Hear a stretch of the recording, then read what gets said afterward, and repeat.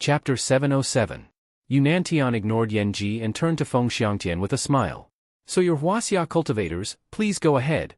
He didn't introduce himself and everyone else, as he didn't want to waste time talking. After all, the difference in cultivation was too big. The so-called supporting Immortal Island sect leader wasn't even worth mentioning in his eyes. But then again, with his identity, he was already very cultured to speak so politely to Feng Xiangtian.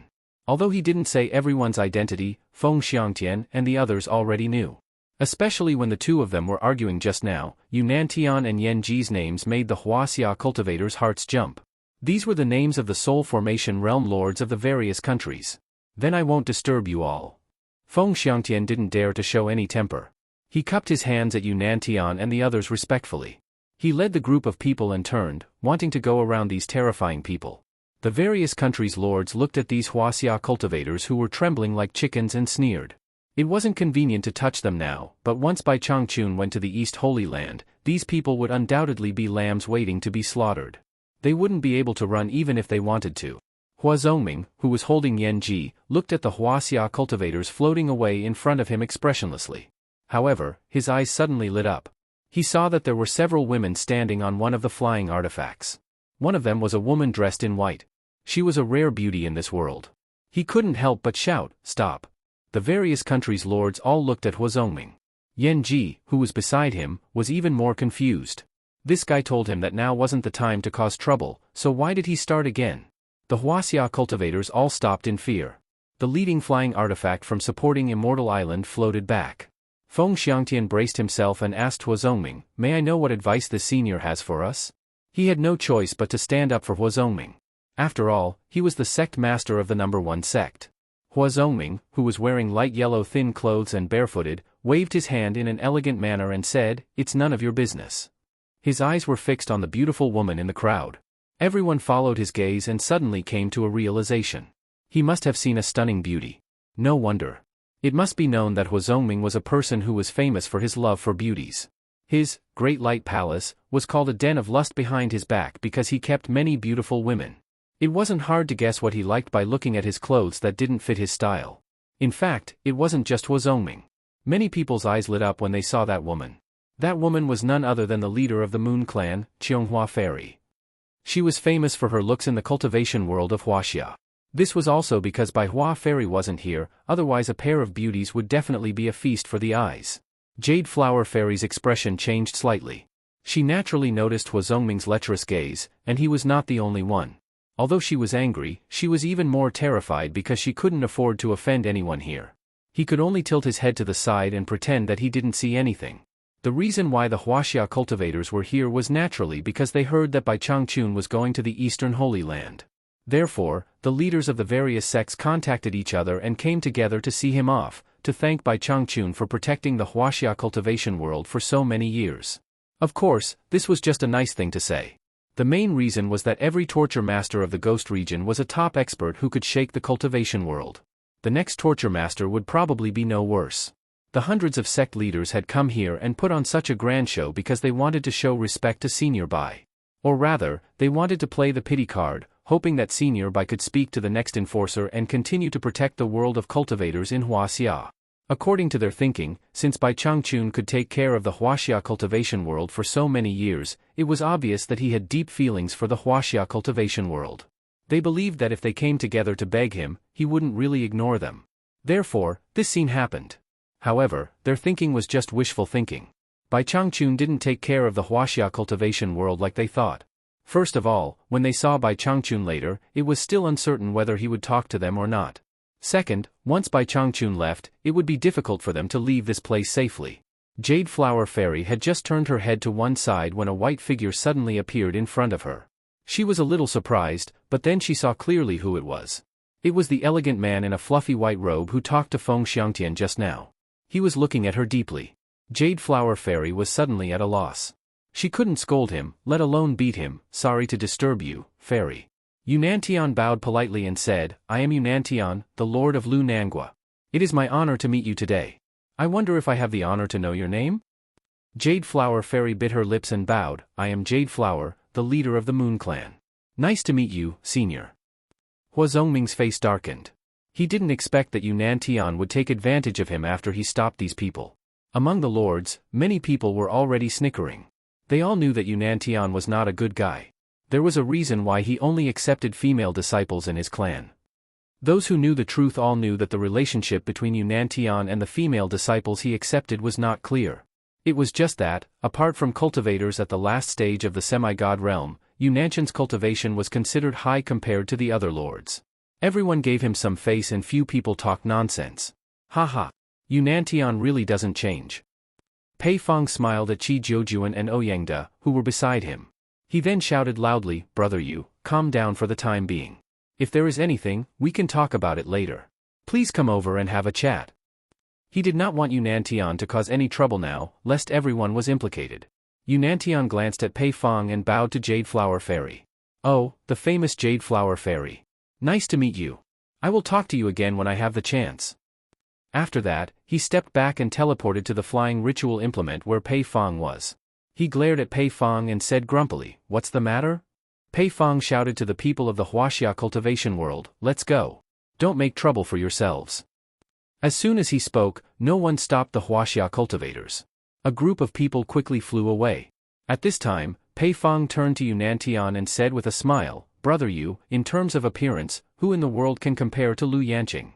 As soon as these words came out, many people couldn't help but burst into laughter. Everyone knew that Yunnan had once pursued Lu Yanqing. Unfortunately, he was beaten up by his rival in love, Wen Lanfeng, and almost lost his life. From then on, Yunnan didn't dare to provoke Lu Yanqing anymore. Pei Fong was obviously exposing his shortcomings. Yunnan snorted coldly and flashed back to his original position. At this moment, everyone's laughter stopped abruptly and they looked around. The whistling sound of the wind gradually became louder, and the blowing sea breeze suddenly became stronger. The strange thing was that this wind wasn't from the north, south, east, or west. It was a little messy, and it became more and more vigorous. When it blew on their faces, it felt like something was slapping their faces. The blue sea below lost its rhythm and gradually became turbulent. Just as everyone was looking at each other in dismay, they suddenly heard the faint rumbling of thunder coming from all around them. Everyone quickly looked around and saw dark clouds coming from the horizon. They came from all directions and seemed to be gathering in this direction. Under the dark clouds, ferocious thunderbolts, dragons, snakes, and flood dragons were shining brightly. They connected the sea and the dark clouds in the sky and were moving quickly. The wind became stronger and was close to a storm. The sea was completely angry and set off monstrous waves. "The East Holy Land is about to open," Pei Fong said with a smile on his face. What he meant was that Bai Changchun was finally leaving. Ouyangda and Qi Jiujuan nodded slightly. Many people present had seen the opening of the East Holy Land. They all understood that this was a sign of the opening of the East Holy Land. However, none of the Huaxia cultivators had seen it before. Just as they were dozens of miles away from the feudal lords, they suddenly saw such a change in the sky and sea. All of them looked around in bewilderment. The fog that had just shrouded Xianxian Island was blown away again. Bai Changchun, who was standing on the peak of the mountain, slowly opened his eyes and looked around with radiance. Nongzhu looked at the dark clouds in the sky and muttered to herself, "Is it going to open soon?" Grandmaster Nanming nodded solemnly and said, "Soon." He had lived on Xianxian Island for such a long time and had seen the opening of the East Holy Land several times. What he said was naturally correct. When Yu Qianqiu heard this, he looked around curiously. He wanted to see how the Holy Land of the East would be opened. Right at this moment, the thunderbolts in the surrounding dark clouds suddenly disappeared at the same time. The wind between heaven and earth swept wildly, and the surrounding dark clouds quickly gathered together. In less than an hour, the entire sky above Xianxian Island was covered by dark clouds. The last ray of light disappeared, and the world was so dark that one couldn't even see their own fingers. Not long after, thunder rumbled in the sky again, and it was getting more and more intense. The dark clouds in the sky flickered, as if they were brewing something. Suddenly, an intense and dazzling thunderbolt pierced through the dark clouds like a longsword and illuminated the entire world. The dark sky was shrouded by the rolling dark clouds, and the turbulent sea reflected the strong light. Then, a loud bang was heard. It was so loud that even the ground could feel the strong tremors. Yu Qianqiu gritted his teeth and felt that he couldn't hear anything. However, his eyes were still wide open as he looked at the place where the thunderbolt struck. It was the clouds that shrouded the East Holy Land. No matter how strong the wind was, in the instant that the huge thunderbolt disappeared into the clouds, the world returned to darkness. However, Yu Qianqiu could faintly see that the moment the light disappeared, the unmoving clouds seemed to move. Chapter 708. Bang! With a loud explosion, another huge thunderbolt appeared in the dark clouds. The direction it struck was exactly where the previous thunderbolt struck. With the help of the strong light, one could see that the clouds shrouding the eastern sacred land, which could not be blown away by the wind, were slowly surging. Before the dazzling light disappeared, another shocking thunderbolt struck at the same location.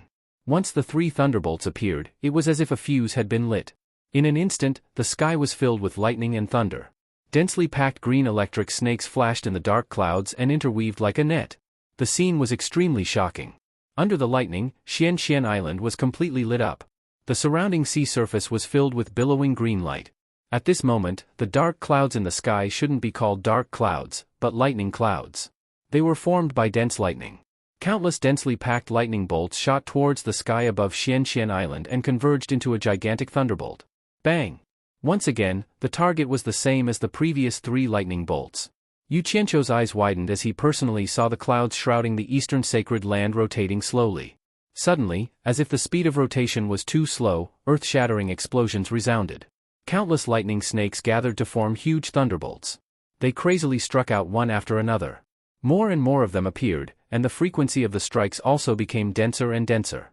This scene reminded Yu Qianqiu of a dozen heavy machine guns bombarding the same target. Other than the continuous loud explosion, nothing else could be heard. The dark clouds had turned into a world of thunder and lightning. The lightning shot out wildly, and everywhere was covered in a vast expanse of green. The 4 people on the main peak of Xian Island could clearly feel the entire mountain beneath their feet shaking. Rocks of all sizes on the mountain were rolling down the mountain. This was because they were not ordinary people. Their cultivation was not weak and they could circulate their energy to resist the tremors. If it was an ordinary person, they would have died from the tremors. Yu Qianqiu, whose cultivation was inferior, had already used his fingers to block his ears. Otherwise, he would not have been able to bear it. Even so, he still felt a little dizzy. He felt that his surroundings were filled with electromagnetism. All the hair on his body stood on end, as if there was an electric current flowing on the surface of his body. Although the huaxia cultivators who were dozens of kilometers away were already very far away, they could still imagine the shocking scene in that place. All of them were dumbfounded as they looked at the shocking scene in the distance. Suddenly, someone noticed that hundreds of figures were flying towards the place where the lightning flashed and thunder rumbled. The lords of the various countries had already kept their flying artifacts and were flying over quickly. They gathered at a spot several miles away from Xian Island and hovered in the air. Looking at the might of the world before them, even though this was not the first time they had seen it, they still felt their hearts tremble. In that instant, they felt how insignificant they were.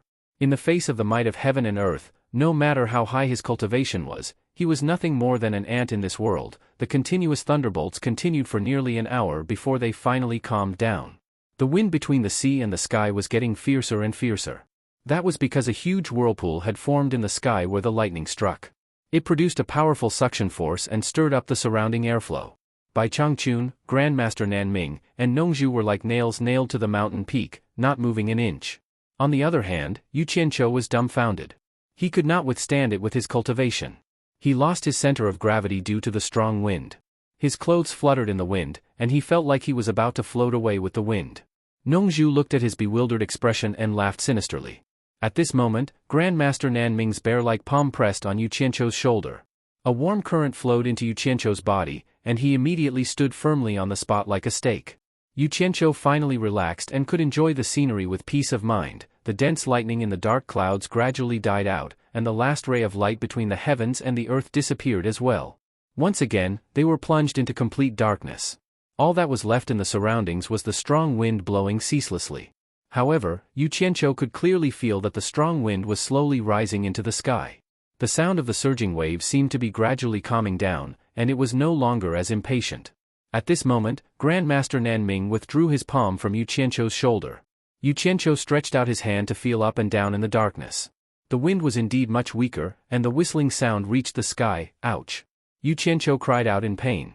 In the darkness, Nongzhu said angrily, "Yu Qianqiu, is there something wrong with you? How dare you touch my butt?" "Ah?" Yu Qianqiu hurriedly explained, "Don't misunderstand, I don't have that kind of hobby. I really didn't do it on purpose.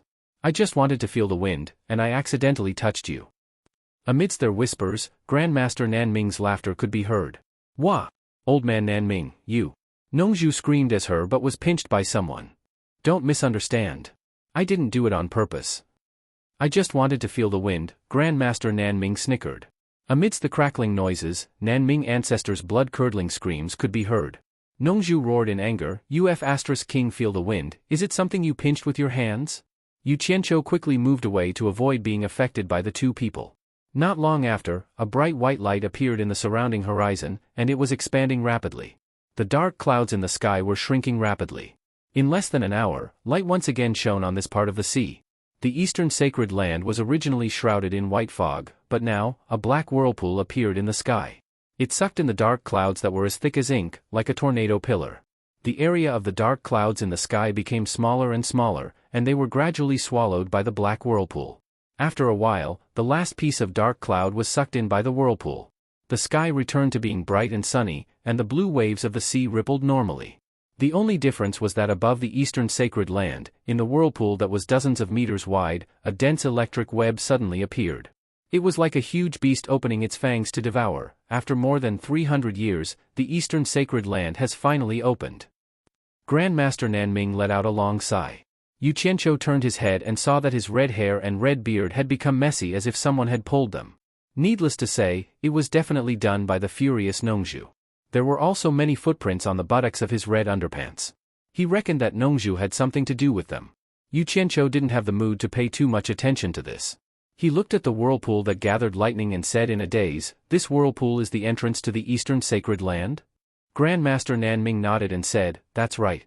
An entrance with no exit can only be maintained for a period of time. After 6 hours, it will automatically close and return to normal. If you want to enter again, you have to wait for the next opening in 300 years. The three of them looked at Bai Changchun at the same time. They saw Bai Changchun, who was standing with his hands behind his back, slowly turn around and stare behind him expressionlessly. The three of them followed his gaze and immediately noticed the group of people several miles away. The cultivation of that group of people wasn't weak. They immediately noticed Bai Changchun looking at them, and they looked at each other guiltily. Pei Fang's fat face twitched, and he smiled awkwardly at the crowd. Bai Changchun is leaving, let's send him off. With him in the lead, more than 100 people quickly flew over. The space at the top of the main peak was limited, and it couldn't accommodate more than 100 people. Furthermore, they didn't dare to stand together with Bai Changchun, so they all landed at the foot of the main peak. All of them sneaked glances at Bai Changchun, but to their surprise, they realized that Yu Qianqiu was actually standing next to Bai Changchun. Grandmaster Nanming and Nongzhu were still acceptable, but that guy had such a big responsibility. What right did he have to stand next to Bai Changchun? Yu Qianqiu stared at the group of soul-forming experts below him, and he felt very pleased. The feeling of looking down at a group of soul-forming experts from a high position was very, very satisfying. Pei Fang cupped his broken palm and said with a smile, "We learned that Brother Bai is leaving, so we specially came to send you off. Nanming, Nongzhu, you're here too. Yo! Brother Yu Qianqiu is here too." Bai Changchun's sharp gaze swept across the people below, and finally, he stared at Pei Fang. He said lightly, "Pei Fang, are you the leader?" His indifferent words immediately scared Pei Fang so much that cold sweat broke out on his back. There were too many meanings in his words, and it was easy for people to misunderstand. Pei Fang's expression changed, and he immediately waved his hand and said, "No, no, we all agreed to come together. We thought that you were going to leave, so we all thought that we should send you off." As he said this, he turned around and asked the people behind him, "What do you think, everyone?" "Yes. Yes. Yes. We should send him off." The group of people replied meekly. None of them dared to raise their voices. Looking at the situation, the people standing at the front couldn't wait to shrink back even more. Now this was majestic. He could scare a group of soul-forming experts like grandchildren. Yu Qianqiu's eyes lit up, and he looked at Bai Changchun with great admiration. Nongzhu, an ancestor of Nanming, looked at each other and shook their heads slightly. Bai Changchun's despotic power had suppressed everyone for too long, causing everyone to be afraid to the bone. One wrong look from him could immediately make a group of people tremble with fear. "In that case, should I thank you for your kindness?" Bai Changchun asked lightly. "No need, no need." Pei Fang squeezed out a smile on his fat face, and he waved his hand repeatedly and said, "We've all been in the cultivation world for so many years. It's only right for us to send you off, it's only right." At this moment, Bai Changchun suddenly looked far away.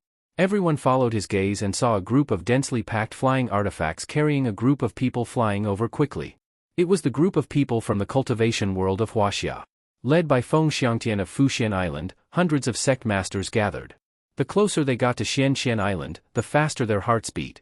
The legendary #1 expert in the world should be in front, but no one had seen him before. When everyone got closer and saw the group of lords on the main peak, they couldn't help but look at the 4 people standing on the peak. To be able to make the lords of the soul-forming realm submit to them, they were naturally extraordinary. Among them, there must be the legendary #1 expert in the world. Chapter 709. Yu Qianqiu was slightly stunned. There were many familiar faces among this group of people from Huaxia.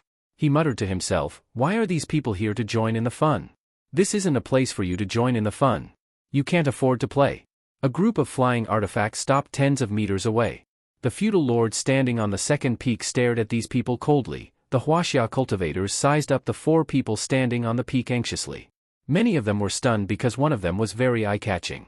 It was hard not to recognize him. The group of people was speechless. Why is Yu Qianqiu here?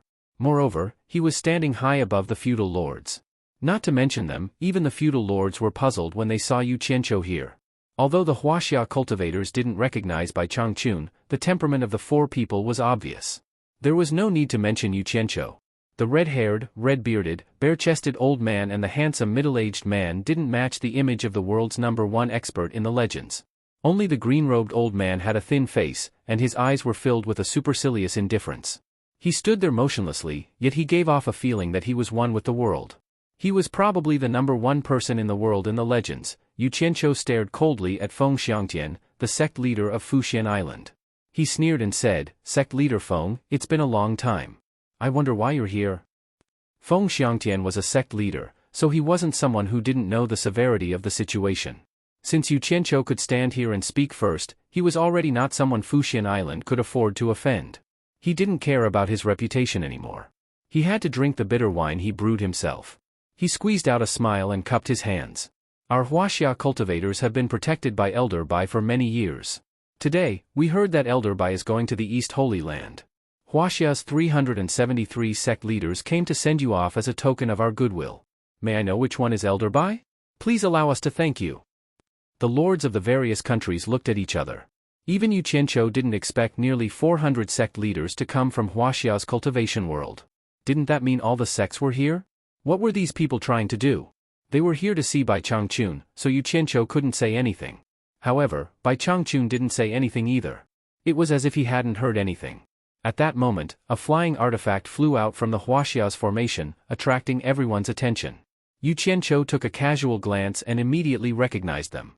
They were people from the 4 great clans. The 4 clan leaders stood at the front of the flying artifact.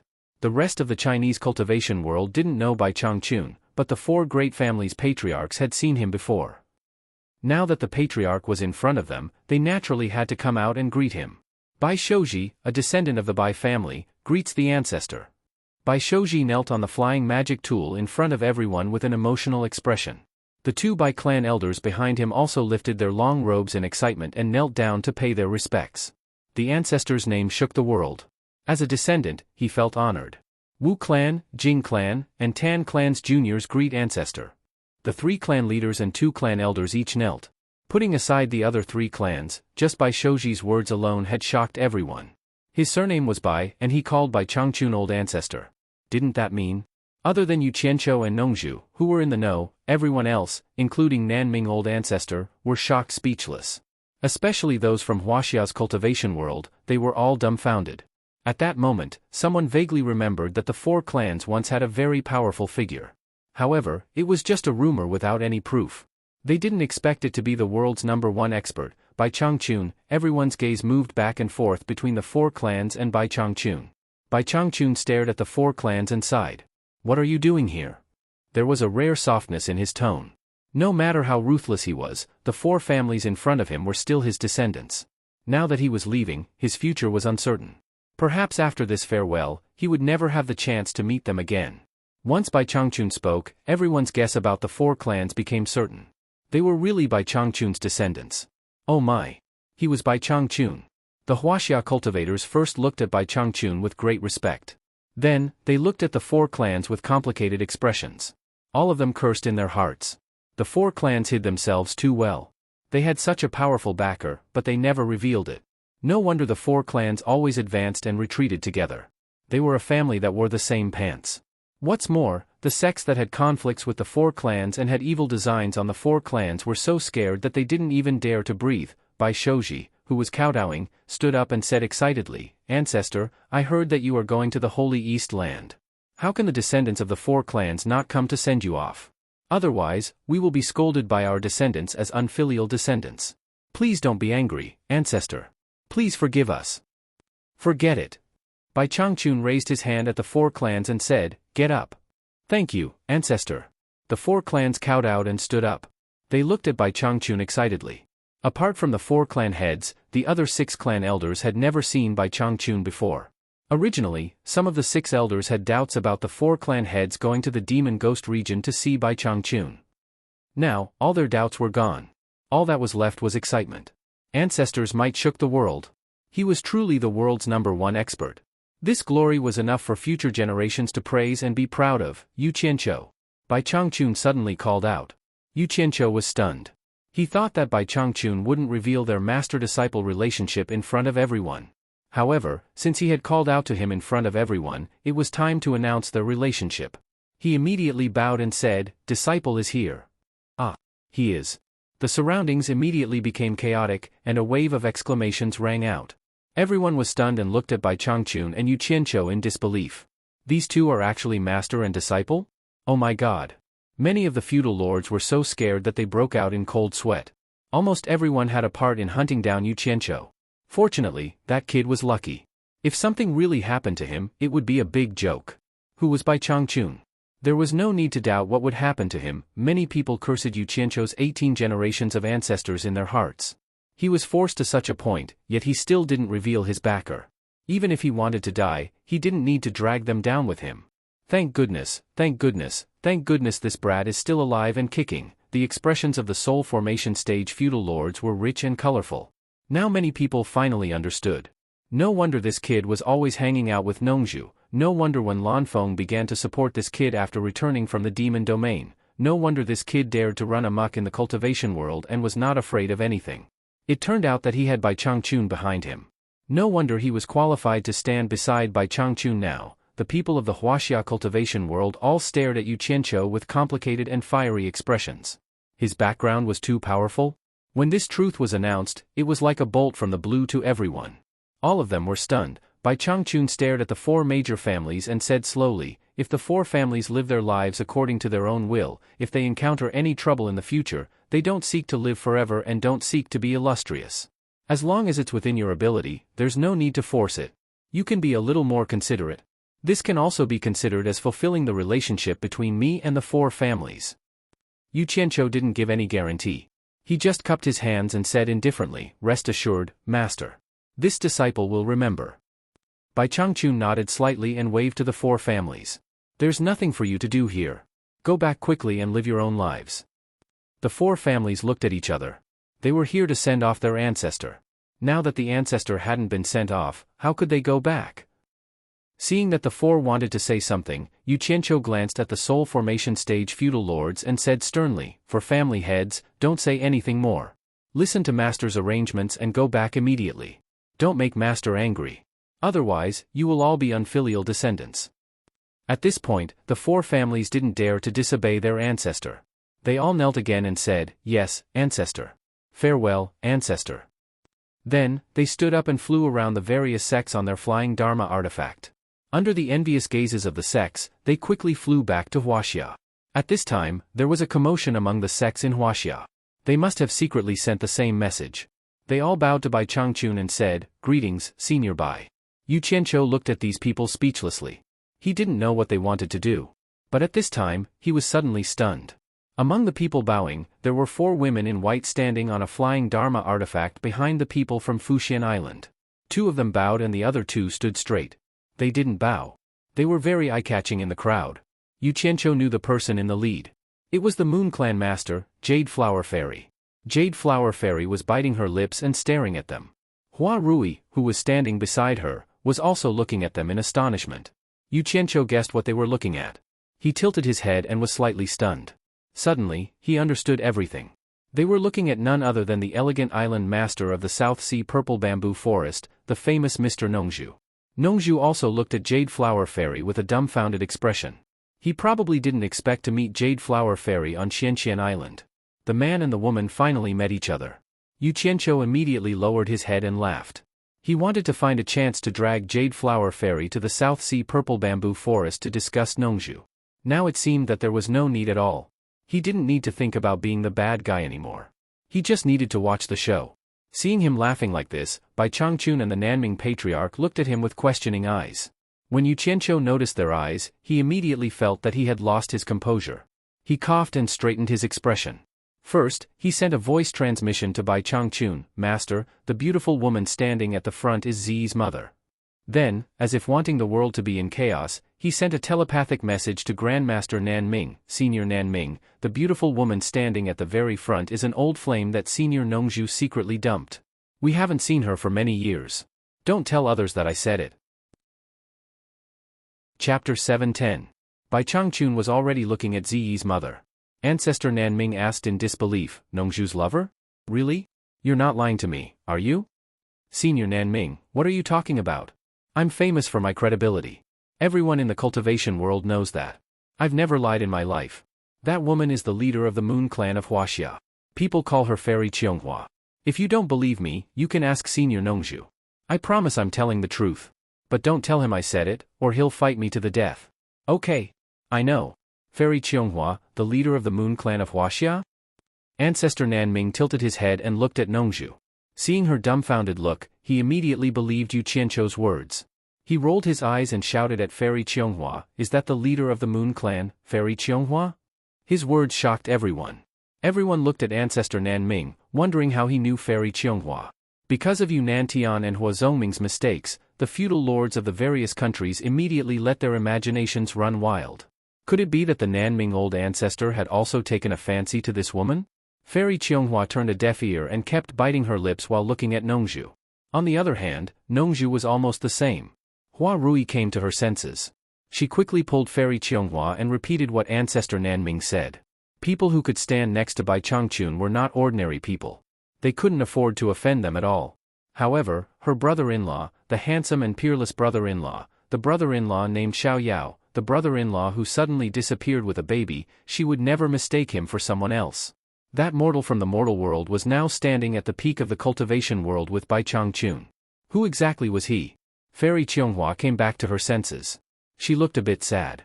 She turned and bowed slightly to Ancestor Nanming.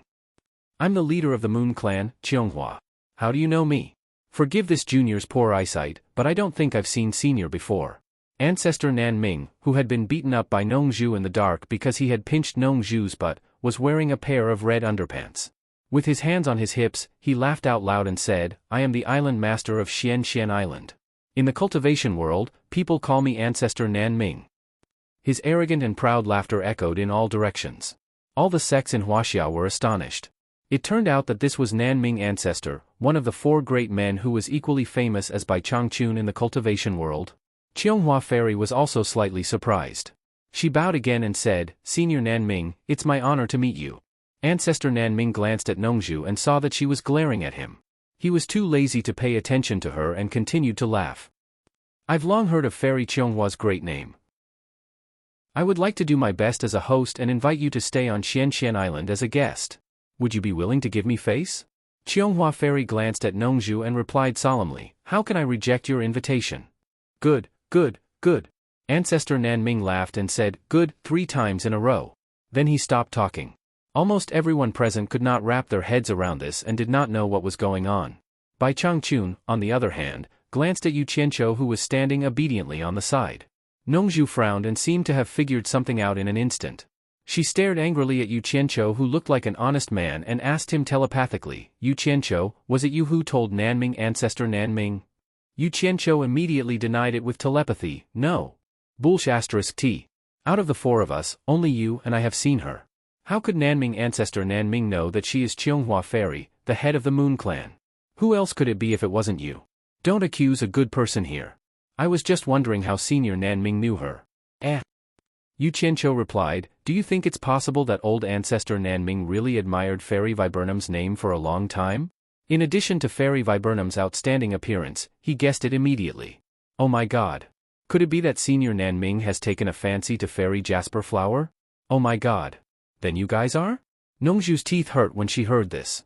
The muscles on her face twitched and a trace of panic flashed across her face. She turned to look at the smiling ancestor Nanming and found that he was staring at Qianghua Fairy with an expression that he had never shown to any woman before. The more she looked like Qianghua Fairy. It was really like what Yu Qianqiu had said. At this moment, Bai Changchun slowly floated up into the sky and turned to face the black whirlpool in the white fog that enveloped the East Holy Land. His body gradually rose into the sky. In an instant, everyone's eyes were focused on the rising figure in the green robe. They all knew what he was going to do. The blue sky, the blue sea, the East Pole opened. Bai Changchun slowly rose into the sky, ready to take the risk alone. Although the figure in the green robe was thin, it gave people a sense of heroism at this moment. Nongju and ancestor Nanming's expressions instantly became solemn, and they were vaguely worried. The lords of various countries looked a little expectant, as if they could not wait for Bai Changchun to leave quickly. As for Yu Qianqiu, he seemed to be a little indifferent.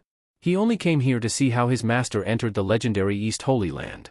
If it was not for the long talk that lasted through the night, Yu Qianqiu would probably also be worried about Bai Changchun. However, after the long talk that lasted through the night, he knew the details of Bai Changchun's cultivation, and basically, he was not worried anymore. Moreover, just in case, he even revealed the secret of the golden bead teleportation and even gave Bai Changchun a bunch of small silver beads so that if Bai Changchun encountered any danger that he could not solve, he could immediately contact him and he would immediately move Bai Changchun out. All the Huaxia cultivators looked at each other, and they all looked at Feng Xiangtian expectantly. Feng Xiangtian had no choice but to bite the bullet and shout loudly, "Senior Bai, the Huaxia cultivation world is in danger, please save us, Senior." Bai Changchun turned a deaf ear to him and continued to rise. He was already close to the center of the black vortex, swoosh. The lords of various countries stared at Feng Xiangtian like sharp blades, and they could not wait to poke a bloody hole in his body. What does this guy want to do? Does he want to summon Bai Changchun back to deal with us? Feng Xiangtian immediately felt chills all over his body when he was stared at by these people. However, the more he was at this juncture, the more he wanted to save himself. Just as he was about to call for help again, he saw a transparent light shield suddenly appear around Bai Changchun's body. Obviously, Bai Changchun was ready to go in. "Senior Bai, the Huaxia cultivation world is in danger, please save us, Senior." Feng Xiangtian shouted loudly again and again. However, Bai Changchun did not care about him at all. Even the lords of various countries could not be bothered to reason with him for the time being. All their attention was focused on the sky, and they could not take their eyes off him. Even with Bai Changchun's cultivation, he had released protective aura to protect his body. It could be seen that he did not dare to underestimate the situation and had made thorough preparations. In the rapidly spinning black vortex, dense electric snakes shuttled back and forth like a net, like a monster opening its huge mouth to devour, staring at the green-robed figure floating in the air. Because of the sudden appearance of Bai Changchun in the wind gap, the originally whirling black vortex sucker suddenly made the invisible wind pillar that had no resistance become chaotic, almost turning into tangible wind blades, whipping at Bai Changchun's protective aura chi. Woo woo. Swoosh swoosh. A shrill and strange sound appeared in the sky, like a giant beast opening its fangs with lightning and roaring. Suddenly, Bai Changchun's figure shot toward the center of the black vortex like a green meteor. Everyone's eyes could hardly react, and they saw the figure crash into the center of the black vortex in the blink of an eye. In an instant, rapid flashes of lightning and rumbles of thunder appeared in the black vortex, as if the intruding figure had created a wave that resembled lightning. Then, the movement gradually calmed down, and Bai Changchun's figure completely disappeared in the black vortex. Everyone present held their breaths with rapt attention. No one even breathed loudly. Although they saw Bai Changchun enter, they still stared fixedly at the black whirlpool with lightning bolts swirling around it. After a long time, it was estimated that the 6 hours of the opening of the Holy East Land was over.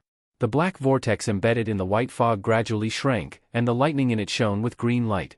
Finally, along with the shrinking black vortex, it disappeared in the vast white fog. In an instant, the world returned to normal, and the rapid spinning sound disappeared.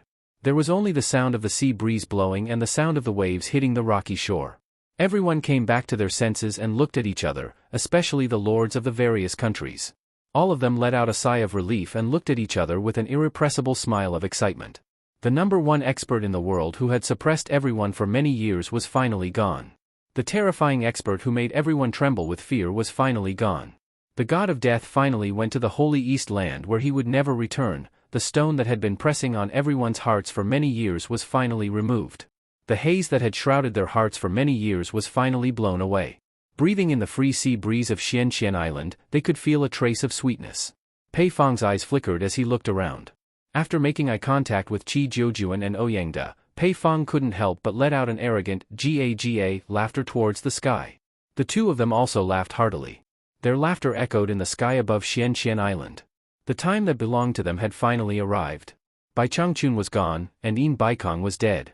As long as the three of them united, Bing Qingzi and Hu Changsha would not be difficult to deal with. As long as they took care of these two, although when Lanfeng's cultivation was high, he was actually the easiest person to deal with.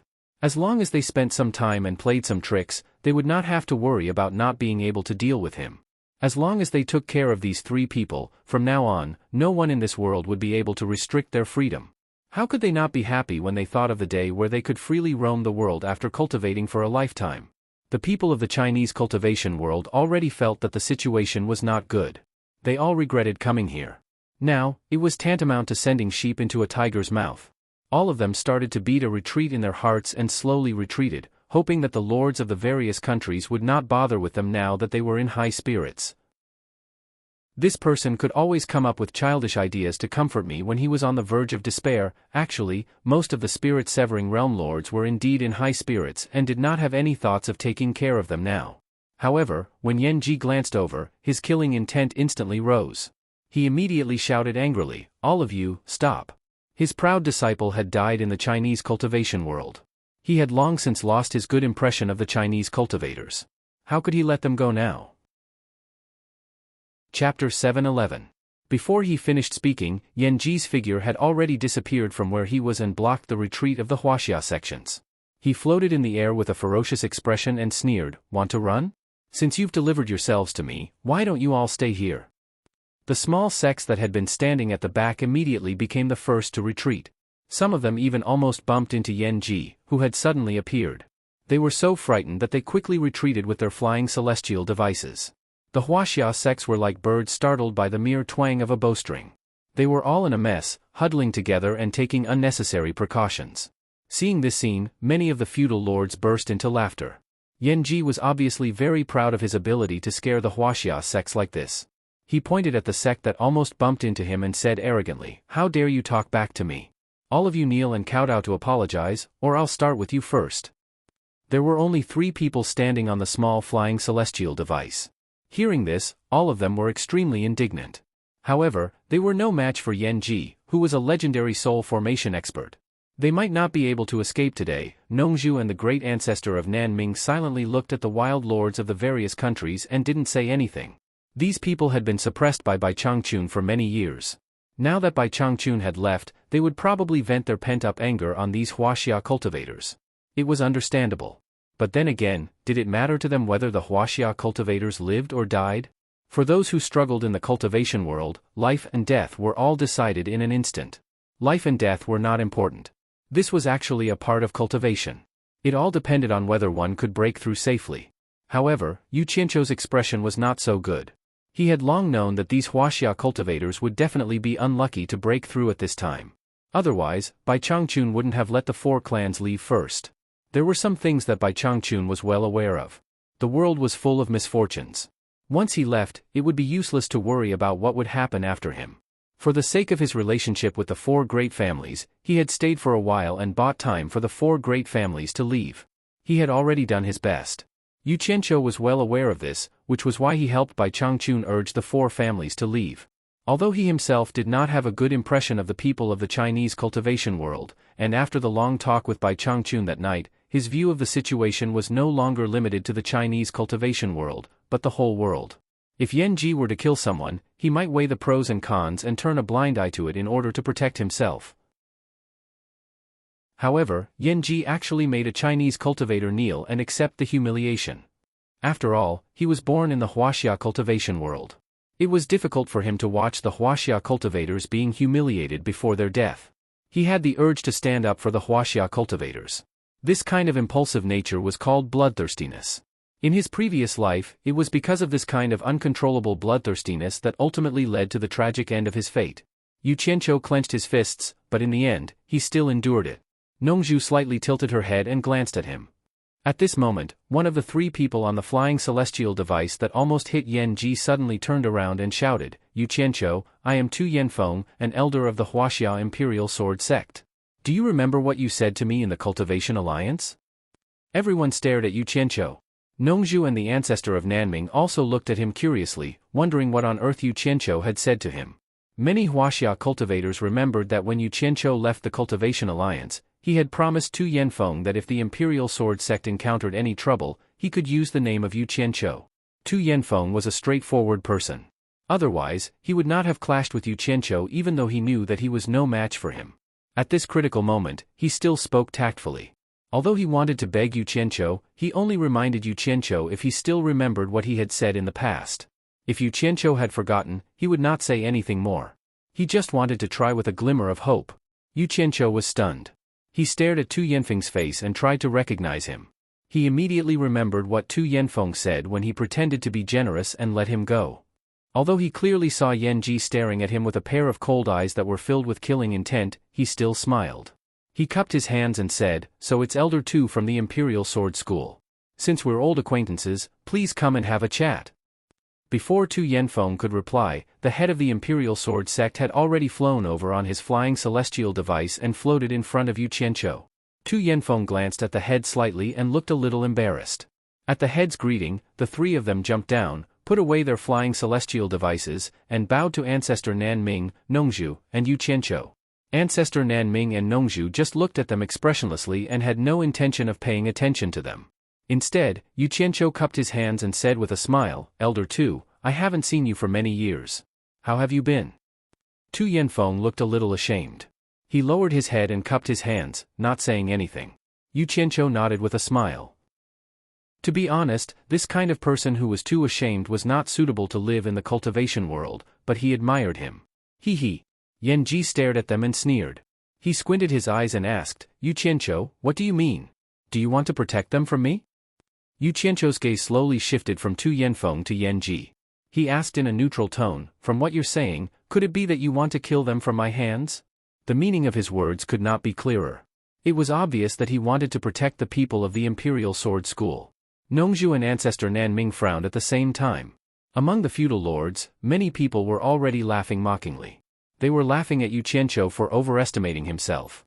Yan Ji immediately threw his head back and laughed loudly. "You want to protect them? I haven't even settled the score of killing this old man's disciple, but you've already delivered yourself to me."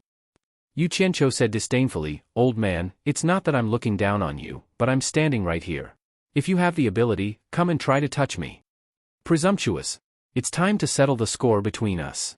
Hua Zongming and Pu Taidong rose into the air and stood at the same level as the people on the mountain peak.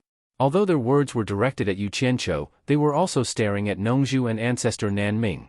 Their meaning was clear. They wanted to suppress Ancestor Nanming and Nongzhu, preventing them from interfering with Yan Ji's killing of Yu Qianqiu. Nongzhu and Ancestor Nanming's faces darkened. They looked at each other and nodded slightly. They were ready to protect Yu Qianqiu. Nongzhu, in particular, took out the bamboo flute from her waist and held it in her hand. Her whole body was bursting with fighting spirit. She could not tolerate someone bullying Bai Changchun's disciple. As soon as he left, seeing that someone was cooperating with him, Yan Ji was full of smiles. He shook his head and said, "Yu Qianqiu. Yu Qianqiu. I wanted to spare your life today for the sake of Bai Changchun. Who knew that you would come to me to court death? Bai Changchun is not here anymore. Who do you think you are? Give me your life." With a loud shout, Yan Ji turned into a shadow and directly rushed over. He was as fast as lightning, carrying the momentum of wind and thunder. He arrived in the blink of an eye.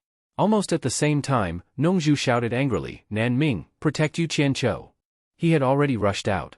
With a loud bang, the two phantoms collided and directly collided together. Obviously, Nongzhu's cultivation was higher. Yan Ji let out a muffled groan, and his body was directly knocked back. Hua Zongming and Pu Taidong looked at each other and nodded solemnly. They both shot toward Nongzhu in the air. In an instant, Nongzhu split into two figures in the air and faced the two of them respectively. Bang, bang. A strong bang set off a raging airwave, forcing the Huaxia cultivators to almost lose their balance on their flying celestial devices. All of them stared at the duel between the two masters of the soul formation stage in horror. They were too powerful. The aftershock of the fight was not something they could bear. Holding a golden net in his hand, Nanming Ancestor moved to the side of Yu Qianqiu and watched the fight in the sky with a red face. Yu Qianqiu's eyes were like an owl. Two balls of black flames were jumping rapidly in his eyes, and the killing intent on his face could not be suppressed. The three people who were fighting fiercely turned into two messy shadows. Bang, bang, bang. They directly flew up into the sky. The lords of the various countries watched the fight with interest. It seemed that they wanted to see who would be the unlucky one.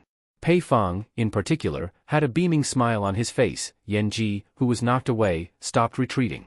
He looked down at his chest, where a very conspicuous footprint was left. He raised his hand angrily and wiped off a trace of blood at the corner of his mouth. A shiny black whip appeared in his hand. He stared at the sky and shouted angrily, "Nongzhu, today is the day you die." His figure shot up into the sky. "Just you?" Nongzhu snorted disdainfully. Suddenly, hundreds of Nongzhu appeared in the sky and surrounded Huazongming, Pu Taidong, and Yan Ji. The four people fought fiercely and crazily in the sky. The shadows intertwined in the sky, fighting back and forth. Loud noises were heard constantly, and the airwaves covered the sky and the earth.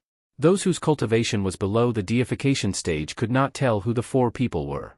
In the angry rebuke, Nongzhu actually fought evenly against the three people. At this time, the three people in the sky were fighting against Nongzhu, but it seemed that Nongzhu had surrounded the three of them. Others might not see the reason, but the lords of the deification stage from various countries looked at each other in dismay. They all seemed to find it hard to believe. Because they could see that Nongzhu was fighting against three people, and she actually had the upper hand. Many people could not associate the previous Nongzhu, who did not do proper work, with the current Nongzhu who was fierce. It was really unexpected. The four people in the fierce battle were all at the middle stage of deification, but Nongzhu was not at a disadvantage against three people. Pei Fang squinted at the sky and said, "Nongzhu's transfiguration transposition skill is really worthy of its reputation. Coupled with her good cultivation, I'm afraid Huazongming and the other two people can't take advantage of her. It seems that Nongzhu is not far from breaking through the final stage of deification." When he said the last sentence, there was a hint of gloominess in his tone. Qi Jiujuan said expressionlessly, "It's a pity that Mu Sang, Miao Hanyuan, and Xuxin are not here. Otherwise, we can see if Nongzhu can fight against 6 people with her transfiguration transposition skill." Pei Fang chuckled and said, "Mu Sang and Miao Hanyuan will naturally help when they are here. However, Xuxin seems to be in the same boat as Nongzhu. I don't know who will help who."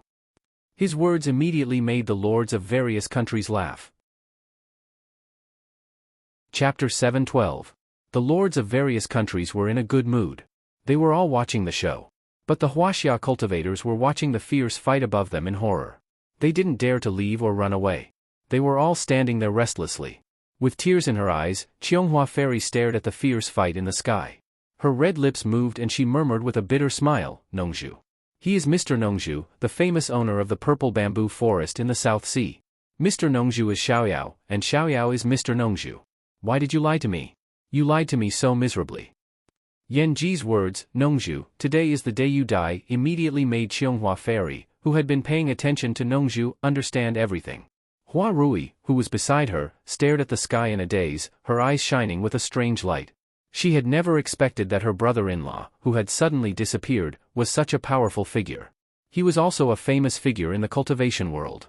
His cultivation was too strong. It was said that he was a close friend of the most powerful cultivator in the world. My God!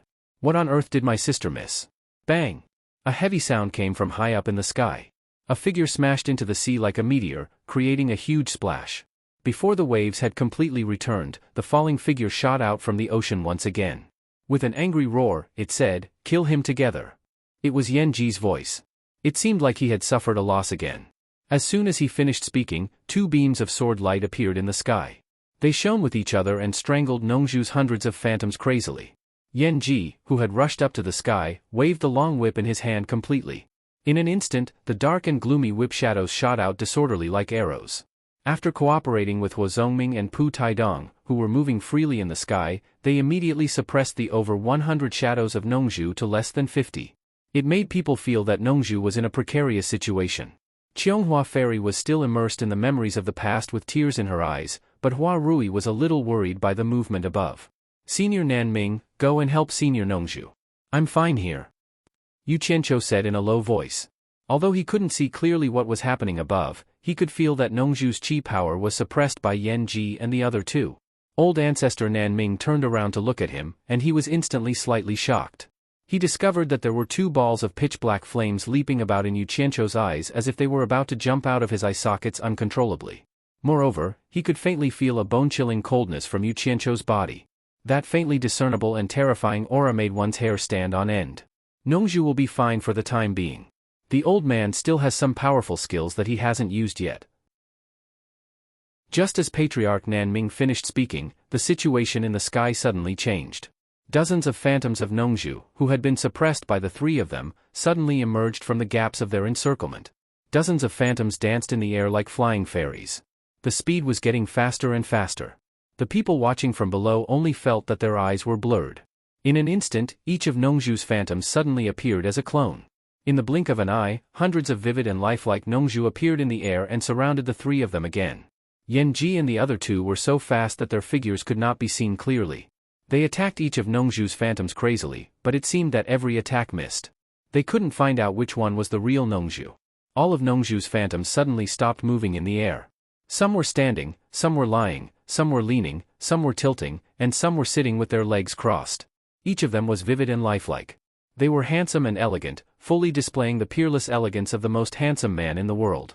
Every attack of Yan Ji and the other two easily pierced, slashed through each of the phantoms. They had no effect on the hundreds of phantoms that stopped in the air. Because they were all phantoms, physical attacks had no effect on them. Just when the three of them had attacked every phantom without any effect, the hundreds of phantoms stared at the three of them with smiles on their faces. Suddenly, they gently placed the flute to their lips in unison. Their 10 fingers moved up and down the flute holes in a carefree and unrestrained manner. A melodious flute sound reverberated endlessly between the heaven and the earth. Suddenly, the world became clear. It seemed that the people could no longer hear the whistling wind or the sound of the raging waves hitting the shore. They were in the sea area, but at this moment, they suddenly found themselves in a brilliant sea of flowers. The spring sun was beautiful, and the flowers were gorgeous. Many butterflies were flying in the sea of flowers, and many children were running happily in the sea of flowers. They seemed to have returned to their childhood, playing hide-and-seek and catching butterflies in the flowers. And they were one of the happy children. Just when they were gradually immersed in the happy times of their childhood, Pei Fong suddenly shouted angrily, "What a powerful sound illusion!" The phantoms in front of them suddenly shattered like porcelain vases that had fallen to the ground. All the beautiful scenes were shattered into pieces by Pei Fong's angry shout. In front of them was still Xianxian Island, and still the sea area. They were all illusions. Everyone was shocked. Only now did they remember that the fight was still going on. But why was there no sound of fighting? They hurriedly looked again, and just happened to see a body with its head smashed into pieces, falling powerlessly into the sea. In the air, Nongzhu and Hua Zongming stood face to face. However, Hua Zongming's head drooped down powerlessly. From his back, several bloody holes could be seen. A bamboo flute had pierced through his chest and drilled out from his heart. The hole at the end of the flute was bleeding profusely. Yan Ji's eyes were wide open, and he looked at Nongzhu in disbelief. He was swaying in the air, and the whip in his hand had long disappeared. One of his hands was covering his throat, and blood was flowing through the gaps between his fingers. His other hand, which was covering the left side of his chest, was also a patch of bright red. "Yan Ji, I told you that you couldn't kill me, but you just didn't believe me. I didn't want to kill anyone, but you forced me to kill you. Why do you have to do this?" Nongzhu looked at Yan Ji expressionlessly and said. Suddenly, a heavy palm landed on Hua Zongming's chest. The flute flew out from Hua Zongming's back and shot out in an arc. With a bang, it directly blew Yan Ji's head into pieces. The two corpses fell to the sea at the same time, splashing 2 waves. Nongzhu's flute drilled into the sea with a whoosh. It stirred in the sea for a while, and then bounced out with a bang, landing in Nongzhu's hand in the air. Nongzhu held it in her hand and looked at it, as if she was checking if it was clean. Then she nodded with satisfaction and teleported back to Nanming ancestor and Yu Qianqiu's side. Everyone looked at Nongzhu in shock. Whether it was the lords of the various countries or the Huaxia cultivators, they didn't expect that Nongzhu could kill 3 lords of the mid-divine transformation realm in the blink of an eye. 1 against 3. They were all at the mid-divine transformation realm, but he killed them all, and he was completely unharmed. What did this mean? The lords of the various countries looked at each other. Yanji, Hua Zongming, and Pu Taidong died just like that? This was a little hard for them to accept. They thought that Nongzhu would have a hard time in the future without Bai Changchun's support. Now it seemed that even without Bai Changchun's support, as long as he didn't offend the late divine transformation realm cultivators, he could still live freely without Bai Changchun's support. The skills he showed just now were enough to prove it. At least from the current situation, most of the lords might not be a match for Nongzhu. Jade Flower Fairy bit her lip. She didn't change at all because of Nongzhu's powerful skills. She still looked resentful with tears in her eyes. However, Hua Rui was different. Not only was she excited, but she couldn't hide the excitement in her eyes. She really wanted to run to Nongzhu, pull his arm, and call him brother-in-law happily, just like in the past. Hua Rui's imagination ran wild.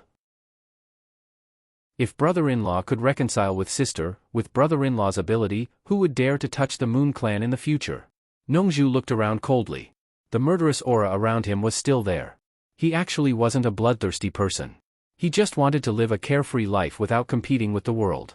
He didn't want to offend anyone on purpose, nor did he want to have conflicts with anyone. He didn't want to kill anyone either.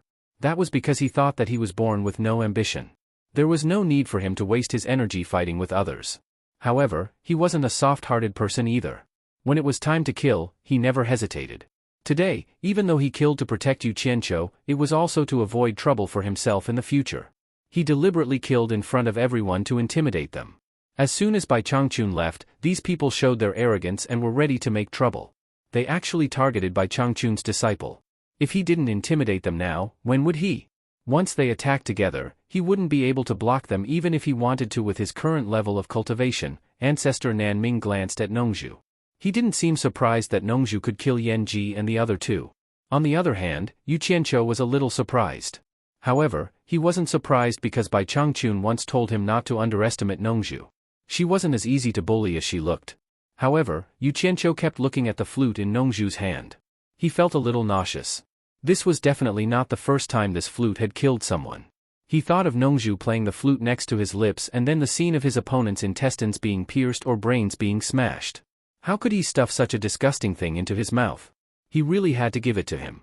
That scene was like a bloodthirsty swordsman licking his lips after killing the enemy and tasting the blood on his sword. The atmosphere was a little quiet.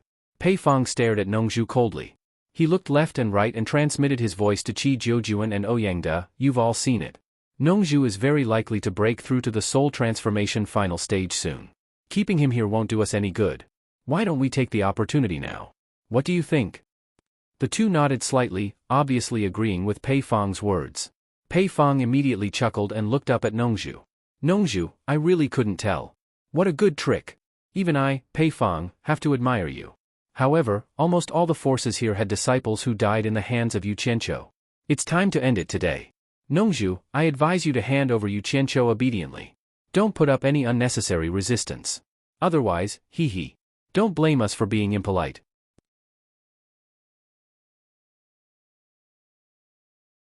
Chapter 7:13. The lords of the spirit-severing realm quickly exchanged glances. None of them were fools. The meaning behind Pei Fong's words was self-evident. Ancestor Nanming quickly glanced at Pei Fong, Qi Jiujuan, and Ouyangda. Yu Qianqiu gnashed his teeth in hatred. Sure enough, none of them were good. They were all capricious villains. Damn fatty, don't fall into my hands. Otherwise, I'll make you feel good. Nongzhu also narrowed her eyes and sneered. Fatty Pei, when Bai Changchun was here, you still called Yu Qianqiu brother you. Why do you want to kill him in the blink of an eye? I haven't seen your brother do anything wrong to you. Could it be that you're deliberately looking for trouble and want to get rid of me as well? Pei Fong didn't mind being seen through by Nongzhu. Instead, he laughed and said, Nongzhu, if you insist on saying that, then what else can I say? He floated in the air and said with a laugh, then let me have a taste of brother Nongzhu's shifting position transposition skill. No problem, but before that, I have something to confirm with you. Nongzhu said. Pei Fong waved his hand and pretended to be generous. Say it. As long as it's something that can be said, I'll tell you. What he said was the same as not saying it. Nongzhu snorted, I've asked you about this matter in the cornucopia before. That day, when Yu Qianqiu confronted the underworld messenger at the cornucopia, the underworld messenger suddenly found out about Yu Qianqiu's identity when he was leaving. Was it you who leaked it? Pei Fong's smile froze. He didn't expect that she would suddenly ask about this matter. He immediately became angry and shouted, Nongzhu, don't talk nonsense here. I've already said that it's none of my business. He was the one who did it, but he definitely wouldn't admit it. The reputation of betraying the enemy and colluding with the enemy was much worse than some bad reputation. Nongzhu sneered. She looked at Yu Qianqiu and said, "Do you know what to do now?" Yu Qianqiu stared at Pei Fang coldly. He knew that Nongzhu would not say something like that without reason. It seemed that Pei Fang had done something behind her back then. It was no wonder that the green-browed guy had suddenly turned against him. Yu Qianqiu stared at Pei Fang coldly. But the strange thing was, why did Nongzhu tell him this now? However, Nongzhu's next words immediately made him understand. Nongzhu said, "Help me take care of Zi."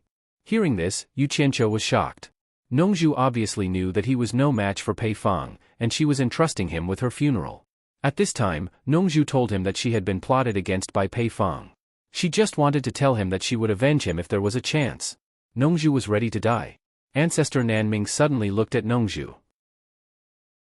He and Nongzhu were old friends, but he didn't understand why Nongzhu thought that Yu Qianqiu could escape and have a chance to avenge him. In addition to Pei Fang, Qi Jiujuan and Ouyangde were also eyeing him covetously. Of course, he didn't know that Bai Changchun had once told Nongzhu that Yu Qianqiu was more resistant to death than the two of them. It seemed that he had a treasure to protect him, which made it difficult for others to kill him. Therefore, he pinned his hope on Yu Qianqiu. "Don't talk nonsense. I'll take care of your disciple for you." Pei Fang suddenly burst out a terrible momentum, and the airflow around him spread out like visible waves. Hua Rui suddenly grabbed Jasper Flower Fairy's arm, looking very nervous. If it was before, they might not know who Pei Fang was. But since the cultivation world of Huaxia extended its tentacles, they naturally heard of this master at the last stage of Huaxia. He was one of the legendary top 10 masters. Could Nongzhu deal with him? Damn it. Damn fatty, just you wait and see. Yu Qianqiu cursed in his heart and prepared to escape with Nongzhu. He couldn't let Nongzhu die in Pei Fang's hands. As for the Nanming Patriarch, as one of the 4 great men, Pei Fang didn't dare to hurt him easily. He just had to take Nongzhu away. After all, he didn't know much about the Nanming Patriarch. The fewer people who knew about the secret of Utopia, the better. However, at this critical moment, a figure suddenly teleported over and stood in front of Nongzhu. He sneered at Pei Fang and said, "Pei Fang, you're going too far. Bai Changchun just left, and you're doing this. It's really disappointing. I'll be the first one who can't stand it anymore." It was Hu Changshou, who had been standing at the side without saying a word. Nongzhu, Yu Qianqiu, and the Nanming Patriarch looked at each other. They didn't expect Hu Changshou to come out to help. It was too surprising. Especially Yu Qianqiu. He had a feud with the Yun Palace, and Hu Changshou had wanted to kill him for a long time. Why did he come out to help now? This was simply too inconceivable. Not to mention them, even the feudal lords were at a loss. When did Hu Changshou become a Samaritan? Didn't he know that Pei Fang, Ouyangde, and Qi Jiujuan were on the same side? Did he have the ability to fight the 3 of them alone? Hu Changshou. Pei Fang was stunned at first, then he sneered and said, "When did you wear the same side as Nongzhu? You came here to act like a hero. I hope you don't run later. Hee hee. We didn't look for you, but you came to die. Great. Today is a good day to settle the score between us." As soon as he finished speaking, Qi Jiujuan and Ouyangde had already flashed over. They stared at Hu Changshou with killing intent. Seeing that a battle was inevitable, everyone slowly retreated. A battle between Soul Formation final stage experts was no joke. Hu Changshou said calmly, "Settle the score." "I don't know who will settle the score. Even if I don't stop you, you probably don't have the guts to touch them. If you're not afraid of that person from the demon domain, go ahead and attack." Haha. Pei Fang's fat face shook as he cackled, "Hu Changshou, I think you're out of your mind. Bai Changchun has already gone to the East Holy Land, and you're still using him to scare us. Now, the demon domain." Before he finished speaking, he suddenly felt as if someone was strangling his neck. He couldn't laugh anymore, and the fat on his face stiffened. Qi Jiujuan and Ouyangda's expressions also changed abruptly, as if they remembered something. "Laugh. Why aren't you laughing anymore? Fatty Pei, continue laughing." Hu Changshou sneered and said, "I think you're too excited. It's true that Bai Changchun left, but don't forget that the demon domain torturers are passed down from generation to generation. If one Bai Changchun leaves, there's always another Bai Changchun. Every torturer of the demon domain torturer was a figure whose name shook the world. For countless years, no one had ever been able to resist the demon domain. Fatty Pei, if you have the guts, then do something. I don't believe that the current torturer can watch the previous torturer's disciple get bullied. I'd like to see if you can survive a month after you touch Yu Qianqiu." Sigh. Really, why do I have to remind you that some people are restless and like to look for excitement? The feudal lords fell silent. They realized that everyone was too excited. How could they forget this? Yu Qianqiu and Nongzhu looked at each other speechlessly. The two of them didn't even think of using the demon domain torturers to scare them, because they knew that the current torturers couldn't do anything to them. Who knew that Hu Changshu would come out and make a big show of himself? They didn't expect it to work. Yu Qianqiu's eyes lit up slightly, and he had a plan in his heart. The expressions on Pei Fong and the other two's faces were complicated. They'd said what they wanted to say, and they'd also taken a stance. Now, they were in a difficult position. However, Pei Fong's skin wasn't just ordinarily thick. He immediately laughed and said, "Brother Hu, look at what you're saying. Brother Yu and I hit it off when we were in the cornucopia. Why would I harm him? I'm just afraid that he'll be sad to see Master leave, so I purposely joked with him." Then, he waved his hand at Nongzhu and Yu Qianqiu and said, "Brother Nongzhu, Brother Yu, don't take it to heart. I was just joking with you." Even Ouyangde and Qi Jiujuan squeezed out a few smiles. It's not without reason that he's fat. He's thick-skinned. Hu Changshu said sarcastically. However, Pei Fong was really thick-skinned, so he didn't care about his sarcasm. He said with a smile, "From what Brother Hu said, do you know who the current torturer of the demon domain is?" Hu Changshu snorted coldly and didn't answer. In fact, he didn't know who the current torturer of the demon domain was. The reason why he stood out to help Nongzhu and Yu Qianqiu now was because he had his own plans. Now that Yin Baikong was dead, and Bing Qingzi believed that Yan Zhuixing was haunted and had a tendency to be independent, he was no different from a loner now. The next target of Pei Fong and the others would definitely be him, so he had to find a way to protect himself. Just when he didn't know what to do, Pei Fong and the other two gave him a chance to get closer to Nongzhu and Yu Qianqiu by forsaking their former enmity. He could also see that Nongzhu's cultivation was probably not far from breaking through to the late stage of deity transformation. If he could take this opportunity to form an alliance with Nongzhu, he might be able to pull Wen Lanfeng in. Maybe he could also build a relationship with the demon domain, and then he wouldn't have to be afraid of Fatty Pei and the others. As for whether it would work or not, it was another matter. Even if it didn't work, he had to give it a try. At least, people like Nongzhu valued friendship and would return it when they owed a favor. Haha. Brother Hu is really tight-lipped. Pei Fong smiled to cover up his embarrassment and turned to ask Yu Qianqiu, "Brother Yu, may I know who the current torturer of the demon domain is? Don't get me wrong, we just want to know who it is so that we can congratulate him for taking over the demon domain, so that we can call him by his name when we meet. That's all." Damn it. You turn hostile faster than turning a page. Once I say that I'm the new torturer, you'll turn hostile again. Yu Qianqiu sneered, "I'd better not say his name, so as not to scare you. You'll naturally know who he is when there's a chance." Pei Fong's expression froze, and he, Ouyangde and Qi Jiujuan looked at each other. The three of them racked their brains, but they couldn't think of anyone's name that could scare him except Bai Changchun. Could it be Wen Lanfeng? It seemed that there was no one in the cultivation world who could make them worry, except for Wen Lanfeng. Could there be a master that they didn't know? Chapter 714. After a moment of hesitation, Qi Jiujuan sent a voice transmission to his two companions. "I don't know if he's telling the truth. Whether he's telling the truth or not, we can't afford to take that risk. It's easy to find out if he's telling the truth. Let's go to the demon ghost realm and have a look. If it's true, we'll talk about it later. If it's false, we don't have to rush to deal with them." "I don't think they can run away now," Pei Fong said. After a while of discussion, the three of them reached an agreement. Patting his belly, Pei Fong laughed at the crowd and said, "The new punishment enforcer of the demon ghost domain has been replaced. After sending Bai Changchun away, we should go congratulate the new punishment enforcer for taking over the demon ghost domain. I wonder if everyone would like to go with us?" The lords exchanged glances. They had been living together in the cultivation world for so many years, and they all knew what kind of person Pei Fong was. They all knew what he wanted to do. He just wanted to see if the current torture master of the demon ghost realm was easy to bully. If he was easy to bully, Pei Fong and the other two would not go to congratulate him but to send him off. The reason why he wanted to gather everyone was probably because he had the mentality that the law couldn't punish too many people. No matter how powerful the torture master of the demon ghost realm was, it was unlikely that he could kill all the soul formation cultivators in the world. But then again, everyone wanted Pei Fong and the other two to have the ability to send the current torture master off. Without the suppression of the demon ghost realm, everyone's life would be better. Otherwise, no one would feel comfortable with a pair of terrifying eyes staring at them from behind. Even if a fight really broke out, there was someone who stood up for them, and they didn't need to do anything. They could even watch the show. Why not? Someone immediately shouted, yes, it's common sense to say goodbye to the old and welcome the new.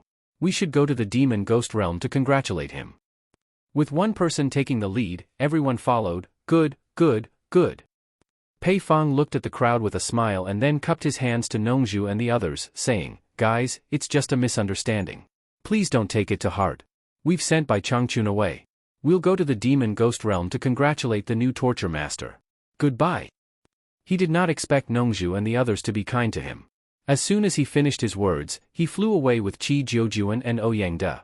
The lords also bid farewell to Nongzhu and the others. In the blink of an eye, all the lords of the soul formation stage had left, leaving only 3 dead bodies on the sea. The people of the Chinese cultivation world heaved a sigh of relief. They had thought that they were going to face a disaster today. They didn't expect that they would be lucky enough to get through it. After this lesson, they realized that everyone's thinking was simply too naive. Spirit-severing experts simply wouldn't put them in their eyes. Not to mention Bai Changchun, no matter how much Feng Xiangtian shouted, Bai Changchun wouldn't even look him in the eye, let alone talk to him. Everyone was still in shock and didn't dare to stay any longer. Besides, the 2 soul formation stage experts in front of them also didn't take them seriously. If they stayed any longer, who knew what other accidents would happen? Thus, one by one, they carefully excused themselves and quickly left with their tails between their legs. They had come with hope, but in the end, they discovered that everything was just a bubble, and they had to go back and find another way out. Reality was always cruel and could easily destroy all beautiful dreams. Of course, there were people who didn't leave. The flying ritual implement of the Moon Clan didn't move at all. Jade Flower Fairy and the others faced the sea breeze, the corners of their white dresses fluttering in the wind as they looked over quietly. However, Nongzhu deliberately ignored them. She held the flute with her hands behind her back expressionlessly and looked into the distance. However, the fingertips of her slender fingers that were holding the flute were deeply embedded in the flesh of her palm. Who asked that relationship to leave such a deep scar in the hearts of a man and a woman? They wanted to forget it, but when they thought about it, they realized that it was all hatred.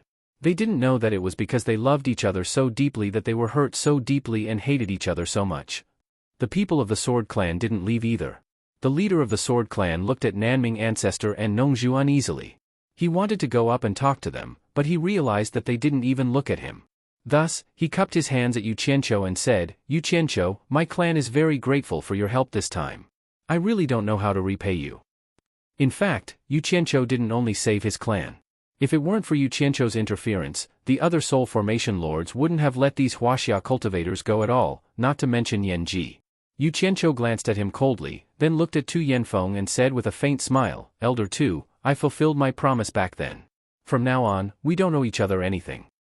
Tu Yanfeng cupped his hands and thanked him, sweating profusely. The leader of the Sword Clan's expression changed slightly. He squeezed out a smile and wanted to continue their relationship.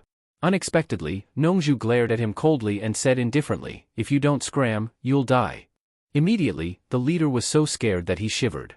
He threw out his flying magic tool and quickly escaped with a few people. However, from the moment they landed, Jasper Flower Fairy's eyes were fixed on Nongzhu's face, while Nongzhu turned her head indifferently. When Patriarch Nanming saw the scene, he snickered. Yu Qianqiu slowly moved backward. Jasper Flower Fairy, with her beautiful hair in a bun, suddenly said, Should I call you Mr. Nongzhu or Xiaoyao? Nongzhu didn't look back. She snorted and said, It doesn't matter what you call me. There is no need to call me anything. Jasper Flower Fairy gritted her teeth and said word by word, You have been lying to me from the beginning. Nongzhu suddenly turned back and sneered, This should be applied to you. At the very least, from the moment we met, I told you my real name, and your name is fake. You didn't even give me a chance to find you again. Jasper Flower Fairy gnashed her teeth. Nongzhu sneered and said, What's the point of talking about this now? Then give me back my purple dress. Jasper Flower Fairy suddenly shouted. Her voice was so sharp that it shocked Nanming Ancestor and Yu Qianqiu. She was a great beauty after all, but now she didn't care about her image at all. She seemed to be crazy. Hua Rui, who was at the side, knew the relationship between the two. But the other elder of the Moon Clan was dumbfounded. Although he heard something, he couldn't believe that the leader dared to shout at a soul formation cultivator. Nongzhu said coldly, Purple dress? Who is Purple dress? I don't know her. Go find someone you know. Don't come to me. You. Jasper Flower Fairy almost went crazy. She wanted to rush up and fight with Nongju. Luckily, Hua Rui held her back. Jasper Flower Fairy suddenly turned back and shouted, Yu Qianqiu. She wanted to ask Yu Qianqiu to come out and testify, but Yu Qianqiu didn't see her. Instead, he saw a figure jump into the sea, probably never to show up again. Who else could it be except Yu Qianqiu? When Jasper Flower Fairy mentioned purple dress, he felt something was wrong. He didn't want to get involved in the couple's fight. It was better to run away. Besides, he had something to do and it was not convenient for him to stay here. Jasper Flower Fairy was stunned. Then she turned back and loosened her teeth. She begged, Mr. Nongju, please give me back my purple dress, please. Humph. Nongju snorted and said, purple dress will never go with you. Anyway, I won't let purple dress follow the Moon Clan disciples' fate of abandoning their husband and children. Let your women follow the rules of the Moon Clan. Don't drag purple dress into it. Otherwise, don't blame me for being rude.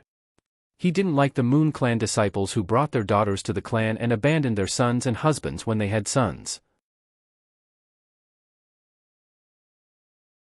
Chapter 7:15. Don't worry, I won't let Zi join the Moon Clan, nor will I make her follow the rules of the Moon Clan. Give her back to me, I beg you, Goddess Qianghua begged. Nongju said indifferently, Zi doesn't even know who you are. She won't go with you. She also won't like staying with a bunch of women who abandoned their husbands and children. Don't even think about it. These words were like steel needles, stabbing into Qianghua Fairy's heart. She felt like she was struck by lightning and stumbled back a few steps. She asked with a pale face, you really won't give Zi back to me? Nongju turned around and faced the raging sea. She said indifferently, don't ask anymore. Even if you ask me 10,000 times, I won't let Zi go with you. Shameless. Qianghua Fairy said in a trembling voice, if you don't let her go with me, I'll go find her myself. I'll go to the South Sea Purple Bamboo Forest to find her myself. Why don't you try?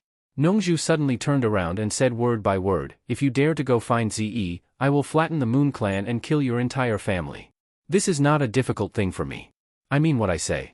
Whether you go find Zi or protect your entire Moon Clan, it's up to you. Hua Rui and the other elders' faces turned pale. Hua Rui had thought that her sister and brother-in-law could reconcile and then her brother-in-law could protect the Moon Clan. That would be the best. However, her brother-in-law actually said that he would flatten the Moon Clan. He was very decisive. She said in a trembling voice, brother-in-law, you, before she could finish, Nongju stared at her angrily and shouted, shut up.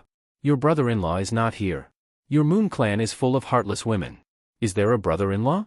What a joke. Hua Rui was speechless. Qianghua Fairy sobbed and said, Xiaoyao, you are so cruel. You want to separate us. That's the best way to describe you in the past.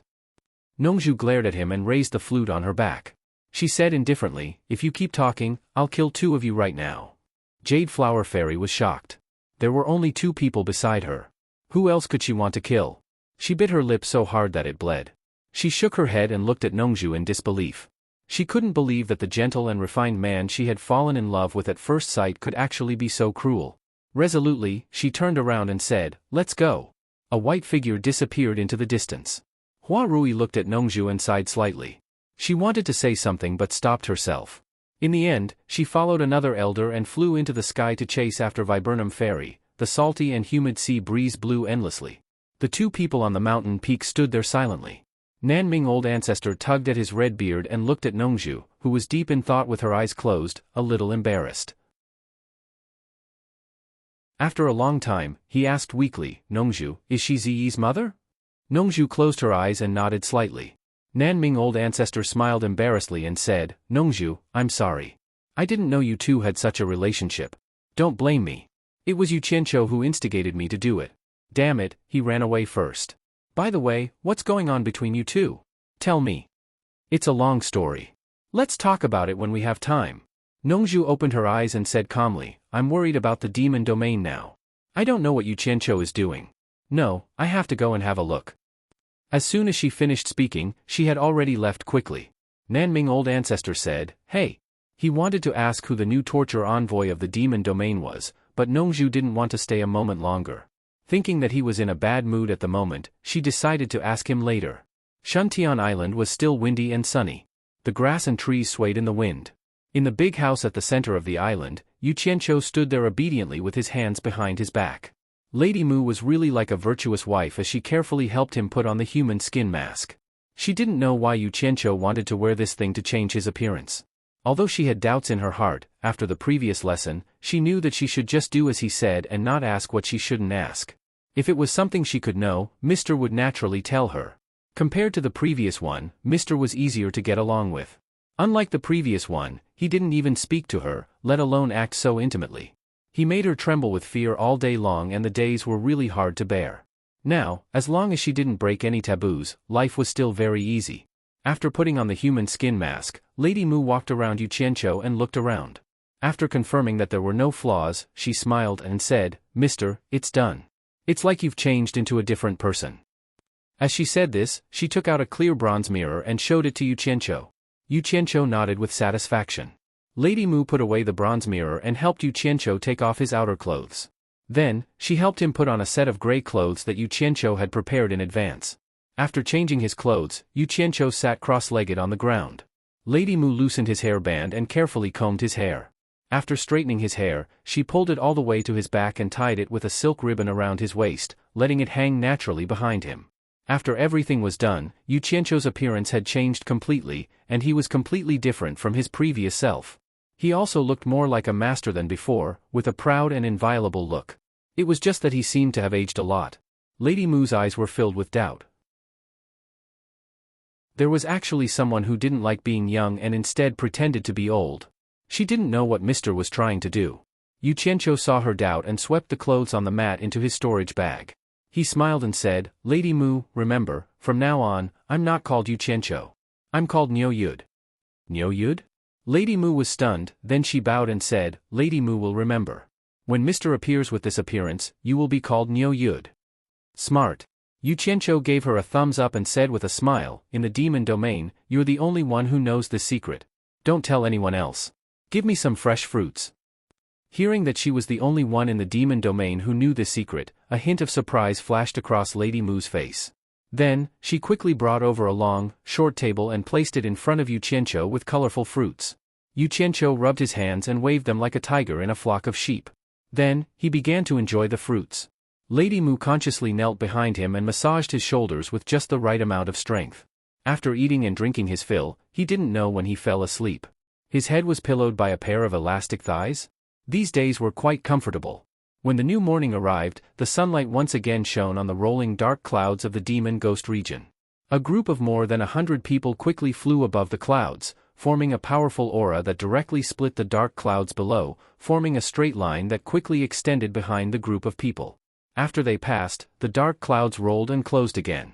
There was nothing unusual, but the demons and ghosts below were frightened by the movement above. They had never seen so many powerful experts come to the demon domain together. After a while, the group of over 100 people finally flew past the endless dark clouds. A mirror-like lake appeared in front of them. It was so big that they couldn't see the edge.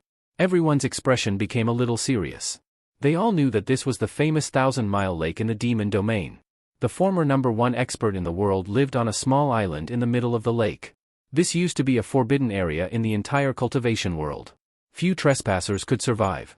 Now that everyone had come together, it was equivalent to breaking the rules here. They didn't know how the new master of Obedient Island would react. Everyone was a little nervous, mainly because they didn't know what kind of person the new torture master was. A black dot had already appeared on the surface of the lake far ahead. The three people who were flying at the front exchanged glances and gradually slowed down the speed of the people behind them. They had to restrain themselves before they found out who the new torturer was. Actually, with Pei Fong and the other two's cultivation, they should have arrived long ago. However, in order to come with everyone and increase their sense of security, they had to sacrifice their speed. Obedient Island was like a cat's eye, embedded in the blue and calm surface of the lake. It was quiet and secluded from the rest of the world. However, it was precisely this small island that caused the hundreds of people floating dozens of meters away from the island to feel great psychological pressure. Everyone looked at each other, but no one dared to land on the island first. Finally, everyone's gaze fell on Pei Fong. Pei Fong's expression twitched, but he had no choice. He had to take the lead. Even so, that island still had Bai Changchun's influence, so he didn't dare to trespass. He coughed and said loudly with his fat face shaking, "I heard that a new torture master has been appointed in the demon domain. The lords of the various countries are here to congratulate him." The voice echoed in the sky. While everyone was concentrating on the big house in the center of the island, they heard someone murmuring inside, "Miss Mu, didn't Bai Changchun say that there are rules in the demon ghost territory? Anyone who trespasses can be killed without mercy. Can I go out and kill a few now?" Although the voice wasn't loud, everyone heard it clearly with their cultivation, and they were all shocked. Then, a woman's voice came from inside, "Sir, it's not good for you to kill people right after taking over." There was a woman on Obedient Island? Everyone looked at each other. They didn't know that Miss Mu was on Obedient Island. Damn it. Who's outside? Why are you making so much noise so early in the morning? Can't you let me sleep? A loud curse came from inside the house, and then a majestic and terrifying aura surged out of the house, as if it wanted to devour the whole world. In an instant, it shrouded the hundreds of people in the air dozens of meters away. A series of extreme negative emotions such as indifference, despair, and death intertwined to form a terrifying aura. Even the lords of the various countries, including Pei Fang, couldn't help but shiver. They all moved to resist it before they felt better. Everyone's pupils shrank, and a look of horror appeared on their faces. Oh my God! Is such a terrifying aura still human? Chapter 7:16. Before seeing him, his aura had already seized the opportunity. Everyone became nervous. From the tone of this person's voice, he did not seem to be a kind person. Pei Fang, Qi Jiujuan, and Ouyang looked at each other speechlessly. They did not know where Bai Changchun had found such a powerful person to take over as the torture envoy. In any case, it was definitely not Wen Lanfeng, because the aura this person exuded was not Wen Lanfeng's aura at all. At this moment, the terrifying aura suddenly and quickly retracted into the house below. Everyone's eyes immediately focused on the door of the big house in the center of the island. They saw a man in gray walking out with his hands behind his back. He squinted at the group of people above and asked indifferently, "Who was shouting here just now?" Judging from the voice, it was the person who had just cursed in the house. Everyone's first reaction was to check this person's cultivation level, but no one could see through it. Therefore, everyone's eyes focused on Pei Fang and the other two, hoping to find some clues from their expressions. However, the three of them were also completely speechless. Everyone was immediately shocked. To be able to make Pei Fang and the other two speechless, this person's cultivation level was obviously higher than theirs. The newly appointed torture master of the demon realm was actually another unfathomable peerless master. How could they live? But who was this person? Why had they never seen him before? Everyone was speechless, their hearts pounding in fear. Yu Qianqiu glanced at everyone expressionlessly and said aggressively, "Are you all mute? Or do you think I'm easier to bully than Bai Changchun?" The gloomy and terrifying aura began to spread from his body again, and it was even more intense, giving people a feeling that he was about to fight. "Niu Yud, he's Niu Yud," someone suddenly said hoarsely in the air. It was none other than the lord of the Purple Spike Kingdom, Shangguan Taiping. Although the lords present all knew of Niu Yud, none of them had seen him. Even when they were close to each other in the cornucopia, Niu Yud rarely came out, so no one had seen him. Only Shangguan Taiping's disciple, Yulan, had been with Niu Yud for a long time and had reported Niu Yud's general appearance. After seeing this person's appearance, coupled with Niu Yud's signature terrifying aura, he immediately determined that this person was Niu Yud. Most of them had heard about Niu Yud's terrifying aura, and after Shangguan Taiping's reminder, they suddenly realized what was going on, and they were even more shocked. If it was before, they would not have been afraid of him, even if Pei Fang, Ouyang and Qi Jiujuan gathered together. Unfortunately, before Yin Baikong died, he mentioned that Niu Yud was from the immortal world. The group wanted to cry but had no tears. This Bai Changchun was too ruthless. Not only did he not want to be the torturer, but he even dragged someone from the celestial world to take over his position. That was too awesome. This fellow was not much better than Bai Changchun. He had the nickname of Ruthless Judge. Just by listening to his nickname, one could tell that he was not a soft-hearted person. Eh? Yu Qianqiu was confused. He pointed at Shangguan Taiping and said, "Who's that? How do you know me? I don't think I've ever seen you before." Shangguan Taiping awkwardly cupped his fist and said with an apologetic smile, "My disciple, Yulandu, has served you for some time." "Oh, so you're Yulandu's master." Yu Qianqiu nodded in understanding, as if he knew Yulandu.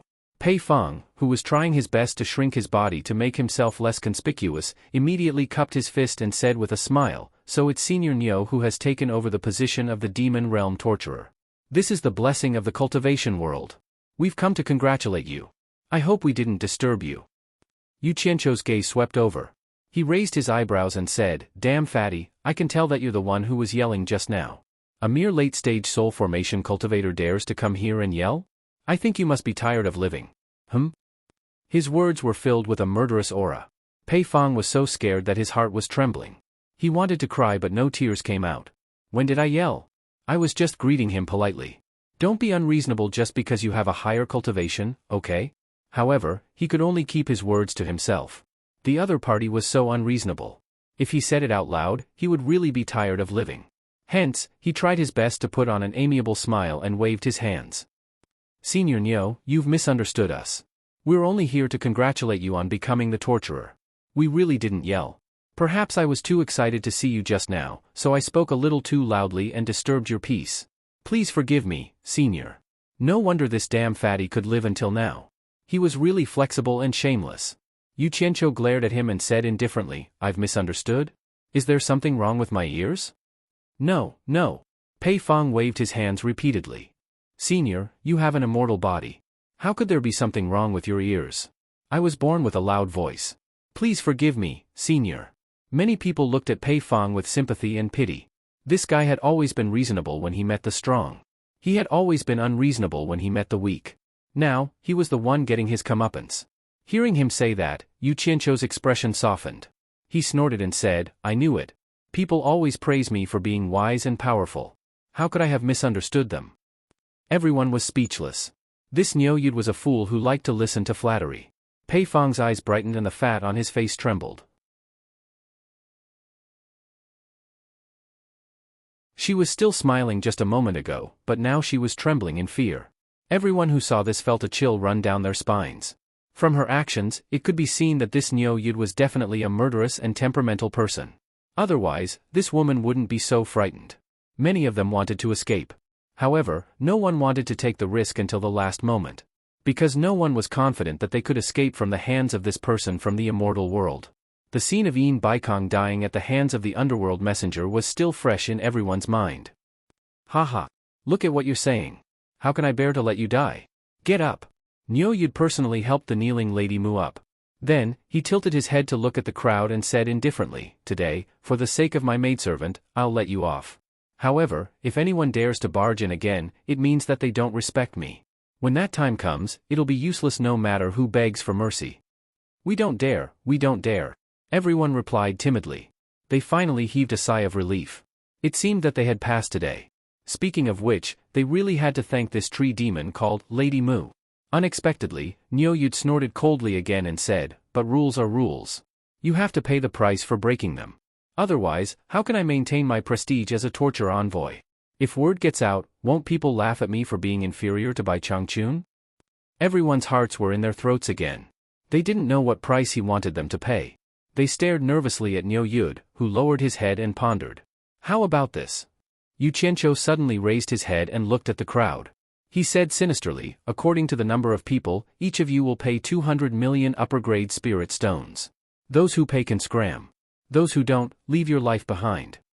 Then, he said to Lady Mu, since you've pleaded for mercy for them, you'll be the one to collect the money. 200 million upper-grade spirit stones per person in exchange for their life? The various feudal lords looked at each other. They recalled Nyo Yud's past of swindling money from the ghost manor. They finally confirmed that this fellow was someone who loved money. Yes. Lady Mu bowed and accepted the order. She rose into the air and flew in front of Pei Fong. She looked at Pei Fong without saying anything. It was as if she was telling him to do as he saw fit. The fat on Pei Fong's face twitched. 200 million upper-grade spirit stones was too much. However, when he saw Nyo Yud staring at him coldly from below, a chill ran down his spine. He immediately squeezed out a smile and took out a storage bag. He offered it with both hands and said, Thank you, miss. Here are 200 million upper-grade spirit stones. Please take a look.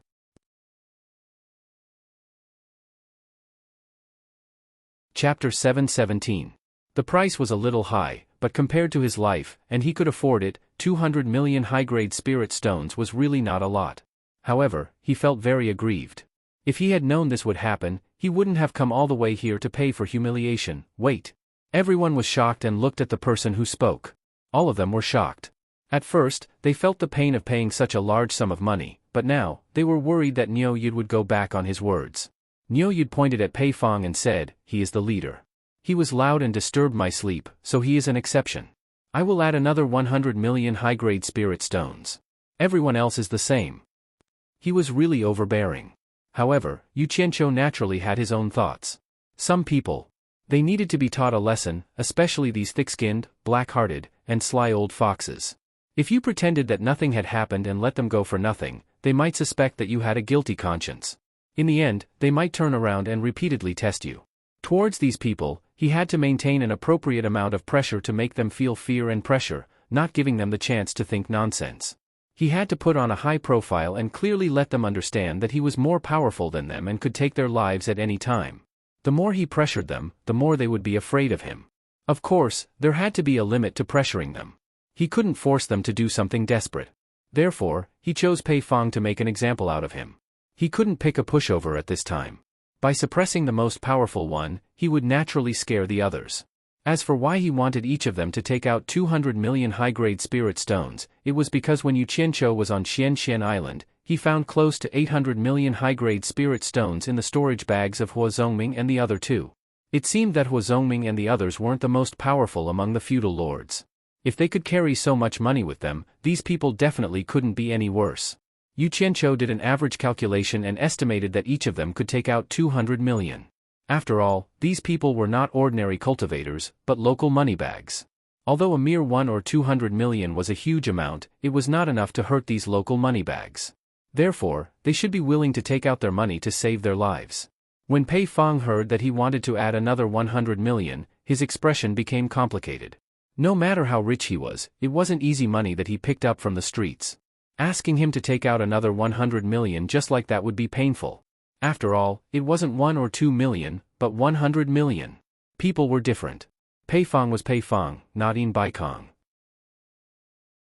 If it was Yin Baikong, he would probably take the initiative to give another 100 million, and he would even find an opportunity to send more money in the future. He wasn't afraid of Niu Yud asking, he was afraid that Niu Yud wouldn't accept. Seeing him hesitate, Lady Mu turned to look at Yu Qianqiu. Yu Qianqiu raised his eyebrows and said expressionlessly, "Damn fatty, you're not willing?" Pei Fong was startled and smiled awkwardly, I'm willing." Very quickly, he took out another storage pouch and offered it with both hands. He really refused a toast only to be forced to drink a forfeit. After Lady Mu finished counting, she went to Qi Jiujuan who was standing beside him. Qi Jiujuan silently took out a storage pouch. Therefore, it was O Yangda's turn again. These three standing at the front were naturally the unluckiest. They set an example for the people behind them and took out their money. Yu Qianqiu was secretly delighted. This was a huge amount of wealth. However, on the surface, he said expressionlessly, "Those who paid, scram. Don't wait for me to change my mind and regret it." Needless to say, these three late-stage soul formation cultivators didn't want to stay here anymore. Pei Fong smiled with his bleeding face, cupped his hands and said, "It's my honor to be able to meet Senior Niu today. We will take our leave now. Before you leave, listen carefully. From now on, I will take over by Changchun's matters. If anyone violates the old rules, they won't be as easy to talk to as they did today." Yu Qianqiu waved his sleeve and shouted, "Scram!" The three of them nodded speechlessly. Then, they shot into the sky and quickly flew away. After these three people took out their money and left, the others didn't have any temper. They all prepared their spirit stones in advance and waited for Lady Mu to come and collect the money. Those who paid hurriedly ran away. No one dared to stay. Who knew if this fickle Niu Yud would go back on his words? Therefore, some people even took the initiative to pay first and then quickly leave. There were fewer and fewer people around. Some people were even shocked because they didn't have enough spirit stones with them. They hurriedly found someone to borrow them. If they were too late and everyone left, who could they borrow money from? That could kill people. Not long after, the feudal lords who came with ulterior motives didn't get to see the excitement they were looking forward to. Instead, they were all ruthlessly slaughtered. The most unbearable thing was that they took out their own money and gave it away for free. They even had to say thank you to the woman who collected the money. How could they endure this? As a result, they walked away with their faces covered in grime. When Yu Qianqiu saw that the sky had returned to its tranquil state, he returned to the large house, feeling very pleased with himself. Then, he sat down on the mat. Not long after, he saw Lady Mu come in with a large cloth bag. She placed it in front of him and opened it, immediately revealing a large pile of storage bags. Lady Mu looked at Yu Qianqiu with respect. She really admired him. It turned out that Mr.'s name, Niu Yud, was so famous outside. He could scare so many soul formation experts to this extent. It was obvious how powerful his hidden cultivation was. It was no wonder that he could take over the demon domain. She had always thought that Yu Qianqiu had hidden his profound cultivation, but she didn't know that there was another reason. You put on a good show today. Yu Qianqiu first praised Lady Mu. Then, he looked at the pile of storage bags and rubbed his hands excitedly. How many are there in total? Lady Mu came back to her senses and said with a smile, there are a total of 133 people. 200 million for each person. Together with the extra 100 million from that fatty, it's a total of 26.7 billion superior-grade spirit stones. Wah-ha! Yu Qianqiu laughed wildly. He suddenly pounced on the storage bags and gave them a warm hug. He almost burst into tears. I'm rich. This demon domain torturer is really poor. When Bai Changchun left, he didn't leave a single spirit stone behind. Now, he suddenly became rich. Yu Qianqiu, who was lying on the storage bag, really felt sorry for his master. With his master's ability, he could easily extort 1 billion from each of the countries. A few hundred countries would be hundreds of billions. However, his master was too pure. Otherwise, his successor would be the richest man in the world. What a pity. After the excitement, Yu Qianqiu sat back in his original position. He stared at the pile of storage bags in front of him and shook his head with a sigh. What a pity. Only about 100 out of more than 300 lords came. If all of them were here, we would have made a fortune. Lady Mu chuckled and thought to herself, Sir is too greedy. But it's not bad to have so many. Yu Qianqiu pointed to the storage bags in front of him and said, take one. As the housekeeper of Obedient Island, how can she not have money? Lady Mu was stunned. She knew that it was not good to disobey Yu Qianqiu's words. Hence, she thanked him and took one. Then, Yu Qianqiu waved his hand, and the pile of storage bags in front of him disappeared. They went to the Utopia treasury guarded by Bai Suzhen. At this moment, the sound of someone flying quickly came from the sky. Someone had landed on Obedient Island. Lady Mu did not think much of it because she believed that with Sir's abilities, what couldn't he handle? However, Yu Qianqiu's expression changed slightly upon seeing this. He was worried that some of the deity transformation stage lords had noticed something was amiss and had returned to settle the score with him. While he was worrying, a person had already appeared at the door. It was none other than Nongzhu. When Nongzhu saw Yu Qianqiu, she and Yu Qianqiu were stunned at the same time. Yu Qianqiu was stunned. He wondered why Nongzhu had rushed over. Had the matter with Viburnum Fairy been resolved so quickly? Nongzhu was shocked when she saw Niu Yud. Then, she remembered that Niu Yud was Yu Qianqiu. You. Why are you here? Yu Qianqiu wanted to ask him about the matter with Viburnum Fairy, but he changed his words. Nongzhu's gaze paused on Lady Mu for a moment, and her eyes became a little sharp. Seeing that she was sitting so close to Yu Qianqiu, she seemed a little unhappy. It was not because she was worried that there would be an ambiguous relationship between them, but because when Bai Changchun was here, this woman did not dare to come into the house easily. Did she become unruly after Bai Changchun left? In Nongzhu's subconscious, Obedient Island and this house represented by Changchun, and no one could blaspheme them. Lady Mu naturally knew that Nongzhu's status in Obedient Island was not ordinary and she was not an outsider. Being stared at by Yu Qianqiu, she felt a little guilty and hurriedly got up. She bowed to Nongzhu and said, Sir, I'll go out first. She turned around and bowed to Nongzhu, and then walked out quickly. Nongzhu looked back coldly, and then stared at Yu Qianqiu and snorted, Don't lose the dignity of the torture envoy of the demon ghost region. Yu Qianqiu waved his hand disapprovingly and said, I don't have the ability to maintain my dignity. Why don't I pass the position of torture envoy to you now? Don't talk nonsense here. Nongzhu sat next to him angrily. Looking around at the quiet surroundings, she asked suspiciously, Where are Pei Fang and the others? Didn't they come? They came. I just drove them away not long ago. Yu Qianqiu said proudly. You drove them away? Don't talk nonsense? Ah. Nongzhu suddenly came to her senses.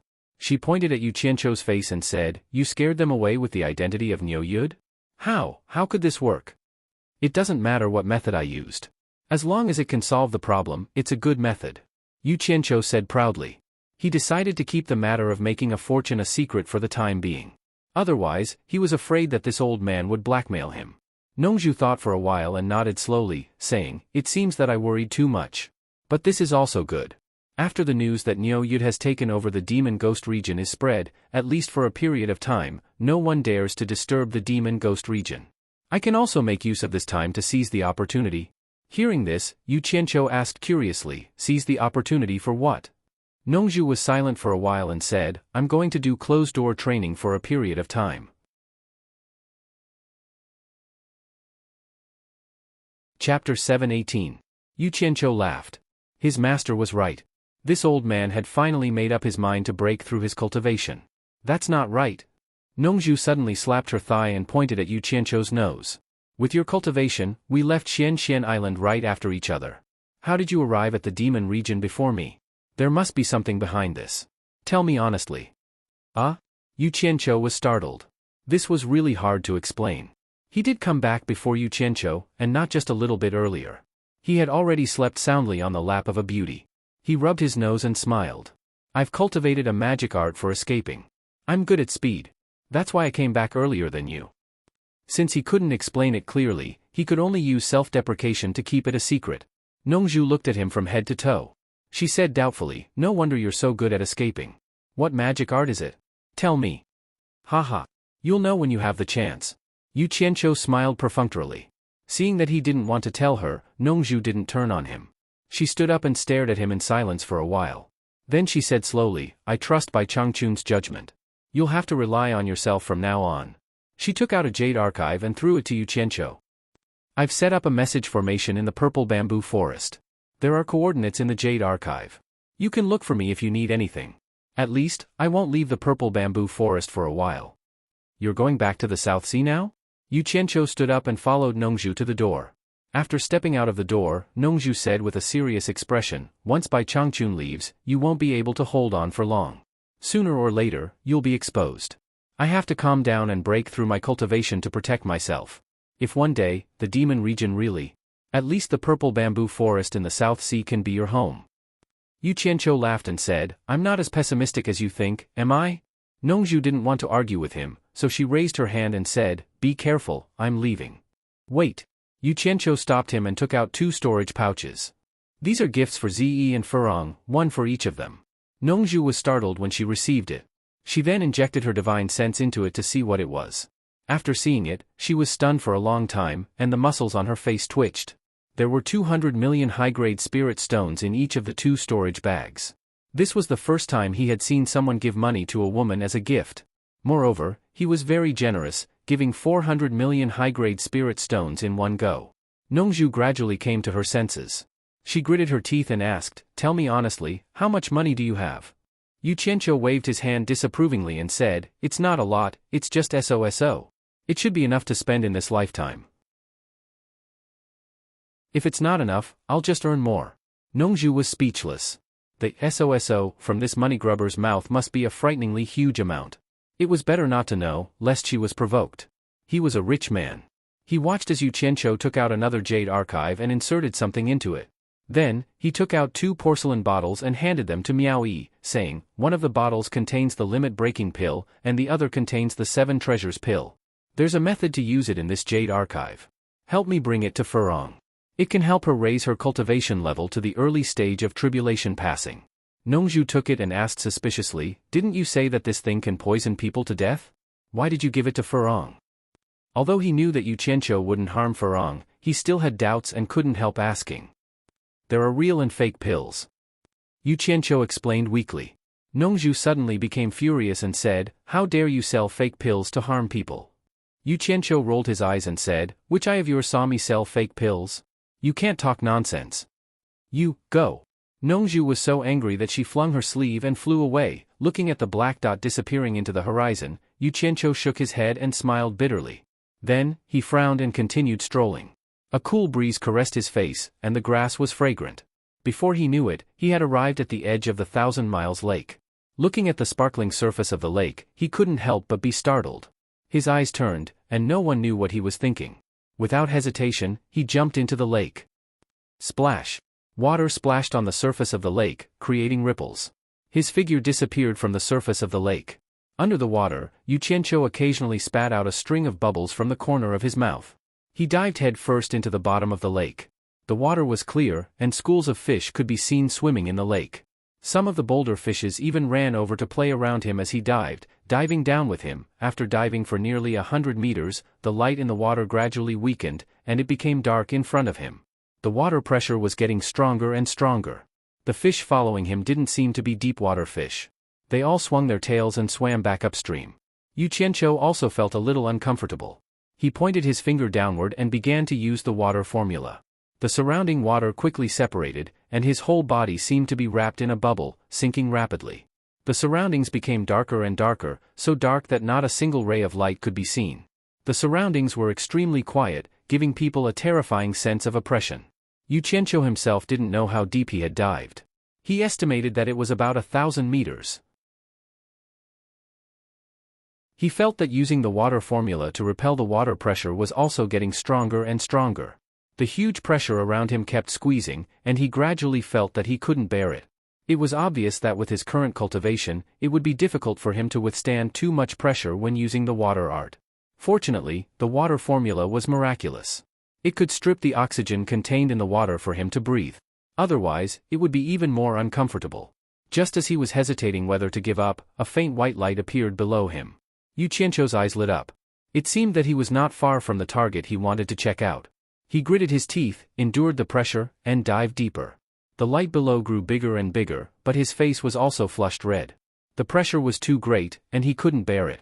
But he still persisted. When he started to feel dizzy, Yu Qianqiu didn't dare to go any further. Looking down, the target was only about 100 meters away from him. Unfortunately, the pressure was too great, and he couldn't get close at all. This was also because he could use the water formula to repel the water. Otherwise, with his cultivation, he wouldn't be able to reach this position. At the bottom of the tranquil lake lay a serene pearl. Under the backdrop of the darkness, it emitted a gentle white light, illuminating the surrounding topography of the lake. There were rare deep-water fishes leisurely swimming around. Rather than calling it a pearl, it was more like an upside-down bowl. It was white and smooth like jade, but in reality, it was just a light barrier. This light barrier at the bottom of the lake was at least a few hundred meters wide and 100 meters tall. It was in a semicircular arc. From the surrounding topography, it could be seen that this place was originally a valley. The surrounding shadows rose and fell like a mountain range. Not far away, there was a tall, round pillar-like mountain. Yu Qianqiu looked up the pillar-like mountain and was immediately shocked. Judging from the direction, this should be the lowest base of Obedient Island. He felt that it was a little strange. Most mountains were cone-shaped. How could a mountain grow like this? The circumference of the top and bottom was about the same, and it was as straight as a pillar. Furthermore, this height wasn't low. It was at least 2 kilometers, right? Such a scene couldn't help but make people think of the wooden fish and the wooden mallet used to strike it. The light barrier was like a wooden fish, and the pillar supporting Obedient Island was like the wooden mallet used to strike it. How could there be such a strange topography? Yu Qianqiu was puzzled no matter how he thought about it. After hesitating for a while, Yu Qianqiu felt like his ears were ringing and the dizziness was getting stronger. The distance between him and the water had already shrunk to less than half a foot. If he stayed any longer, he would be in danger. Yu Qianqiu looked down at the light barrier and shook his head in pity. According to Bai Changchun, the entrance to the demon realm was sealed by the immortal emperor and the underworld king, and the light barrier was a seal that the myriad swords demon monarch added later on. In other words, the entrance to the demon realm was sealed by 2 seals. Even with Bai Changchun's cultivation, he couldn't break through the outer layer of the myriad swords demon monarch seal. Yu Qianqiu originally wanted to see if he could go in, but he didn't expect that even approaching would be difficult. After working for a while in vain, Yu Qianqiu helplessly disappeared into the water. A big bubble broke into several pieces and floated up. On the mountainside behind the mountain god temple where the leaders of the Green Gang and Hong Gang were hiding, Yu Qianqiu stood in front of the plain and stared at the mountain god temple below. Because of the raging war in Huaxia, Shi Wenguang's army had already reached the vicinity. The common people were in a panic and didn't dare to go out. Thus, the mountain god temple seemed very deserted. Gu Qingyun and Hong Qi stood behind him and reported the recent developments in Huaxia. 1/3 of Huaxia's territory had already been captured by Shi Wenguang's army, and the poor people who had been oppressed by the imperial court for a long time could no longer bear the corvée labor and taxes brought by the war, so they all formed groups and rose up in rebellion. For a time, the uprising of the poor people was like a spark that started a prairie fire, making the precariously dynasty even worse. If there was no strong support, the dynasty would collapse, and defeat would be set in stone. On Wuji Island, the forces of various countries increased the mobilization of manpower, and a large number of cultivators continuously gathered on Wuji Island. In the other countries that were adjacent to Huaxia, there were also a large number of cultivators gathering. Other than the direction of the demon ghost region, they had already surrounded Huaxia. Looking at the movements, the forces of various countries were preparing to launch a large-scale attack on Huaxia's cultivation world. The entire Huaxia's cultivation world was as anxious as ants on a hot pan. All of this was within Yu Qianqiu's expectations. With Bai Changchun gone, the various countries would definitely officially make their move. Master. I heard that our Grandmaster is the #1 expert in the world who has already gone to the East Holy Land? Hong Qi's eyes suddenly lit up as he interrupted. Yu Qianqiu made a non-committal N sound, and Hong Qi instantly revealed an extremely annoyed expression. It seemed like he was blaming his master for not bringing him to meet his Grandmaster, but he did not dare to be presumptuous in front of his master. Gu Qingyun glanced at Hong Qi and continued to report, all the sects in Huaxia are in danger, and they're all worried that the soul formation experts of various countries are about to make their move. Also, there are quite a number of cultivators in our two sects, so we should also prepare early to avoid being implicated when the time comes. You're worrying too much? Yu Qianqiu thought for a while and said, some time ago, the new torture master of the demon ghost region, Niu Yud, already warned them that the soul formation experts of various countries don't dare to come to Huaxia for the time being. Think of a way to spread this news so that the various sects can prepare for war with peace of mind. Don't make it so that they surrender before the fight even starts. Anyway, they're all tired of living. If there's something wrong with their cultivation, it's better to die a little more. Chapter 719. Gu Qingyun and Hong Qi looked at each other.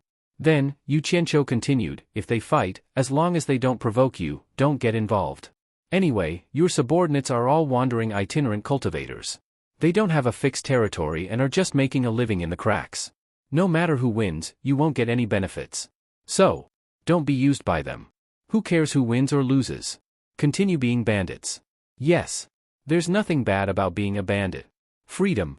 You don't have to listen to others and you'll still have food to eat. The two of them looked at each other speechlessly again. Gu Qingyun coughed and said, Boss, the 10,000 demons and moon sect seem to be sending people to look for you. Let them look for them.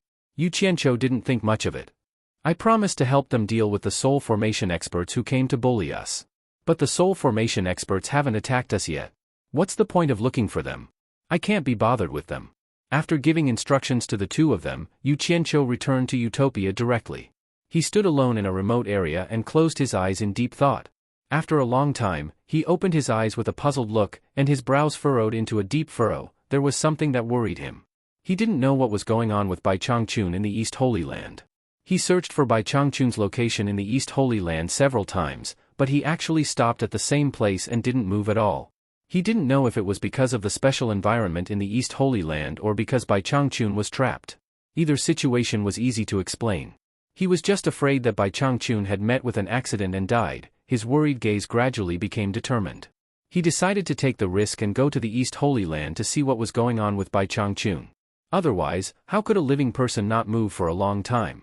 It couldn't be that he went to the East Holy Land to meditate, right? That was too nonsensical.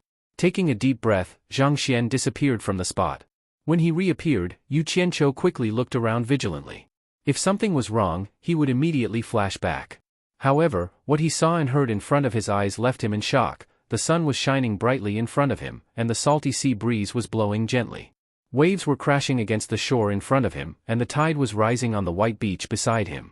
All of this indicated that he was standing by the seaside. Not far behind him, there were even some cacti that were as tall as a human growing on the slope. Carefully observing his surroundings, Yu Qianqiu became more and more confused the more he looked. He scratched his head in puzzlement. Could this be the legendary Holy East Land that was said to be extremely dangerous? The sea view is not bad. His gaze suddenly landed on an island in the distance. The more he looked at it, the more familiar it seemed. No matter how he looked at it, it looked like old ancestor Nanming's Xianxian Island. Holy East Lands? Xianxian Island? When Yu Qianqiu came to his senses, he was stunned. Could this be the Eastern Holy Land opposite Xianxian Island? After observing for a long time, he finally confirmed that he was standing in the Eastern Holy Land opposite Xianxian Island. It was probably because of the formation that sealed the Eastern Holy Land. When looking from Xianxian Island, it was a vast expanse of whiteness, but when looking from the inside, it was as clear as day. This was similar to the defensive formations used by some cultivation sections. However, the strange thing was that he did not see Bai Changchun nearby, but he could clearly sense that the silver ball he had given him was here. Otherwise, he would not have been able to teleport here. In order to accurately lock onto the location of the silver ball, Yu Qianqiu returned to Utopia once again. In the blink of an eye, he appeared where he had disappeared, but this time, he was 2 meters away from his original position. Yu Qianqiu stared at the white beach under his feet in a daze. His expression became abnormally terrified, and in the blink of an eye, he saw large droplets of tears flowing down his face. He suddenly cried out in grief, "Master! Who did this to you?" He immediately knelt on the ground and began to frantically dig the sand. After digging more than a meter deep, he dug out a storage bag from the hole. He continued to dig with all his might, but he could not find anything. After a while, he sat down weakly in the 2-meter deep hole, hugging the storage bag as tears flowed down his face silently. He did not know what kind of expert Bai Changchun had encountered, to the point where even his corpse could not be found. If there had not been an accident, with Bai Changchun's cultivation, how could he have lost his belongings like a 3-year-old child? After feeling sad for a while, he wiped away his tears and rummaged through the storage bag. He wanted to see if his master, the world's #1 expert, had left behind any valuable inheritance. This was what he thought? After all, the dead had passed away, and the living had to continue living well. If the dead could leave behind any treasures for the living, it would also be a form of comfort for the living. However, he was greatly disappointed to find that his master was as poor as ever. He only poured out the 10 or so small silver balls and a jade archive that he had given him. He did not expect the world's #1 expert to die so cleanly. However, when he saw the jade archive, his eyes lit up again. He guessed that the jade archive contained some kind of peerless cultivation method. Even if it was Bai Changchun's own cultivation method, it would be enough for him to live comfortably for the rest of his life. Ah? Yu Qianqiu was stunned. There was indeed something recorded in the jade archive, but it was not a cultivation method. Instead, it was a message that Bai Changchun had left for him. Yu Qianqiu, my disciple, snow, rain, wind, and frost have lasted for 2,000 years. The great Tao is long and I walk alone. Carefree and without fear, clad in a green robe, I set foot in the East Pole. Yu Qianqiu was stunned for a moment before he reacted. He immediately cursed in exasperation, F***ck. Old man, you're so ruthless. Why are you walking alone? If I run into any trouble, I'll still need your help. He put away the items and leaped out of the 2-meter deep sand hole. Then, he ran up the slope by the sea that was covered with scattered cacti. He looked into the distance, but he could not see a single person. Behind the slope was a vast expanse of yellow sand. Tall cacti grew everywhere, and their bodies were covered with thorns. It was as messy as Yu Qianqiu's mood. Bai Changchun did not bring the silver ball with him. Moreover, it had been so many days since the incident, and he had no idea where it had gone. How could he possibly find it? Yu Qianqiu let out a long sigh and sat down on the sand weakly. He felt like crying but had no tears. If he had known this would happen, he would not have taken over the demon's domain.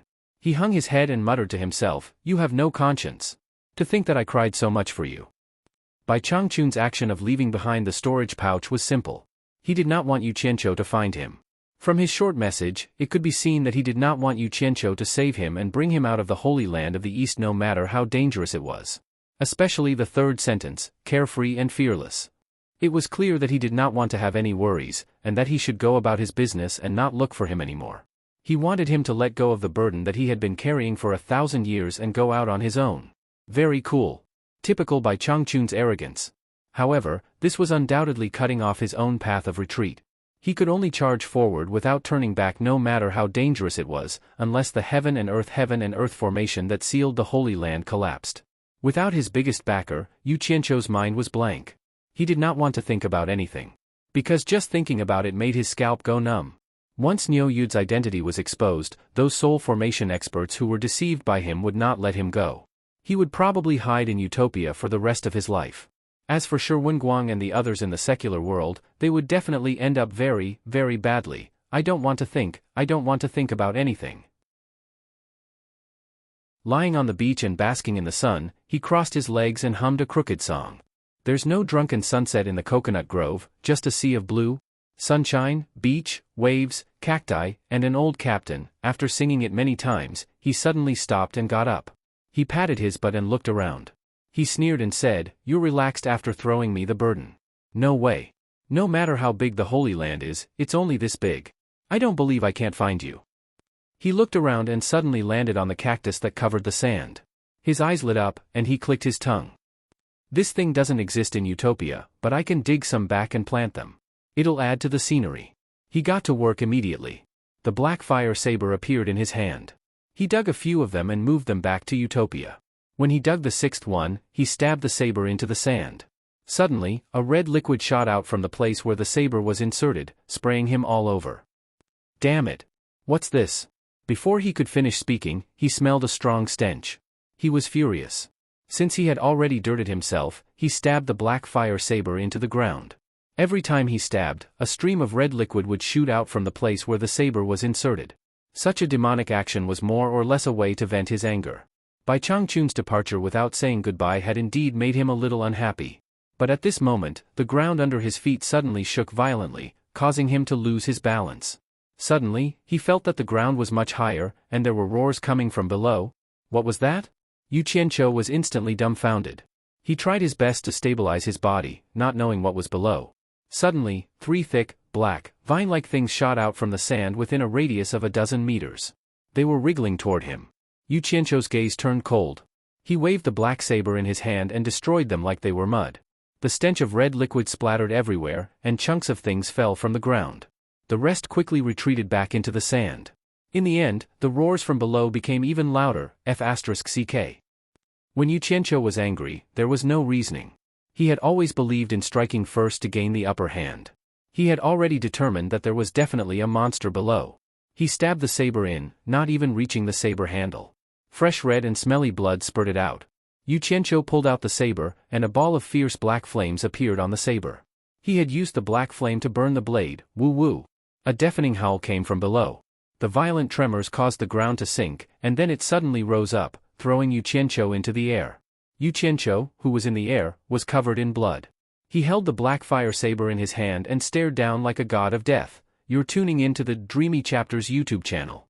We're so grateful for your support, and don't forget to subscribe to join us on this incredible journey through captivating stories. Your generosity through donations truly makes a world of difference, as it's the primary source of revenue that allows me to expand and enhance this channel for you. Thank you from the bottom of my heart for being a part of this adventure.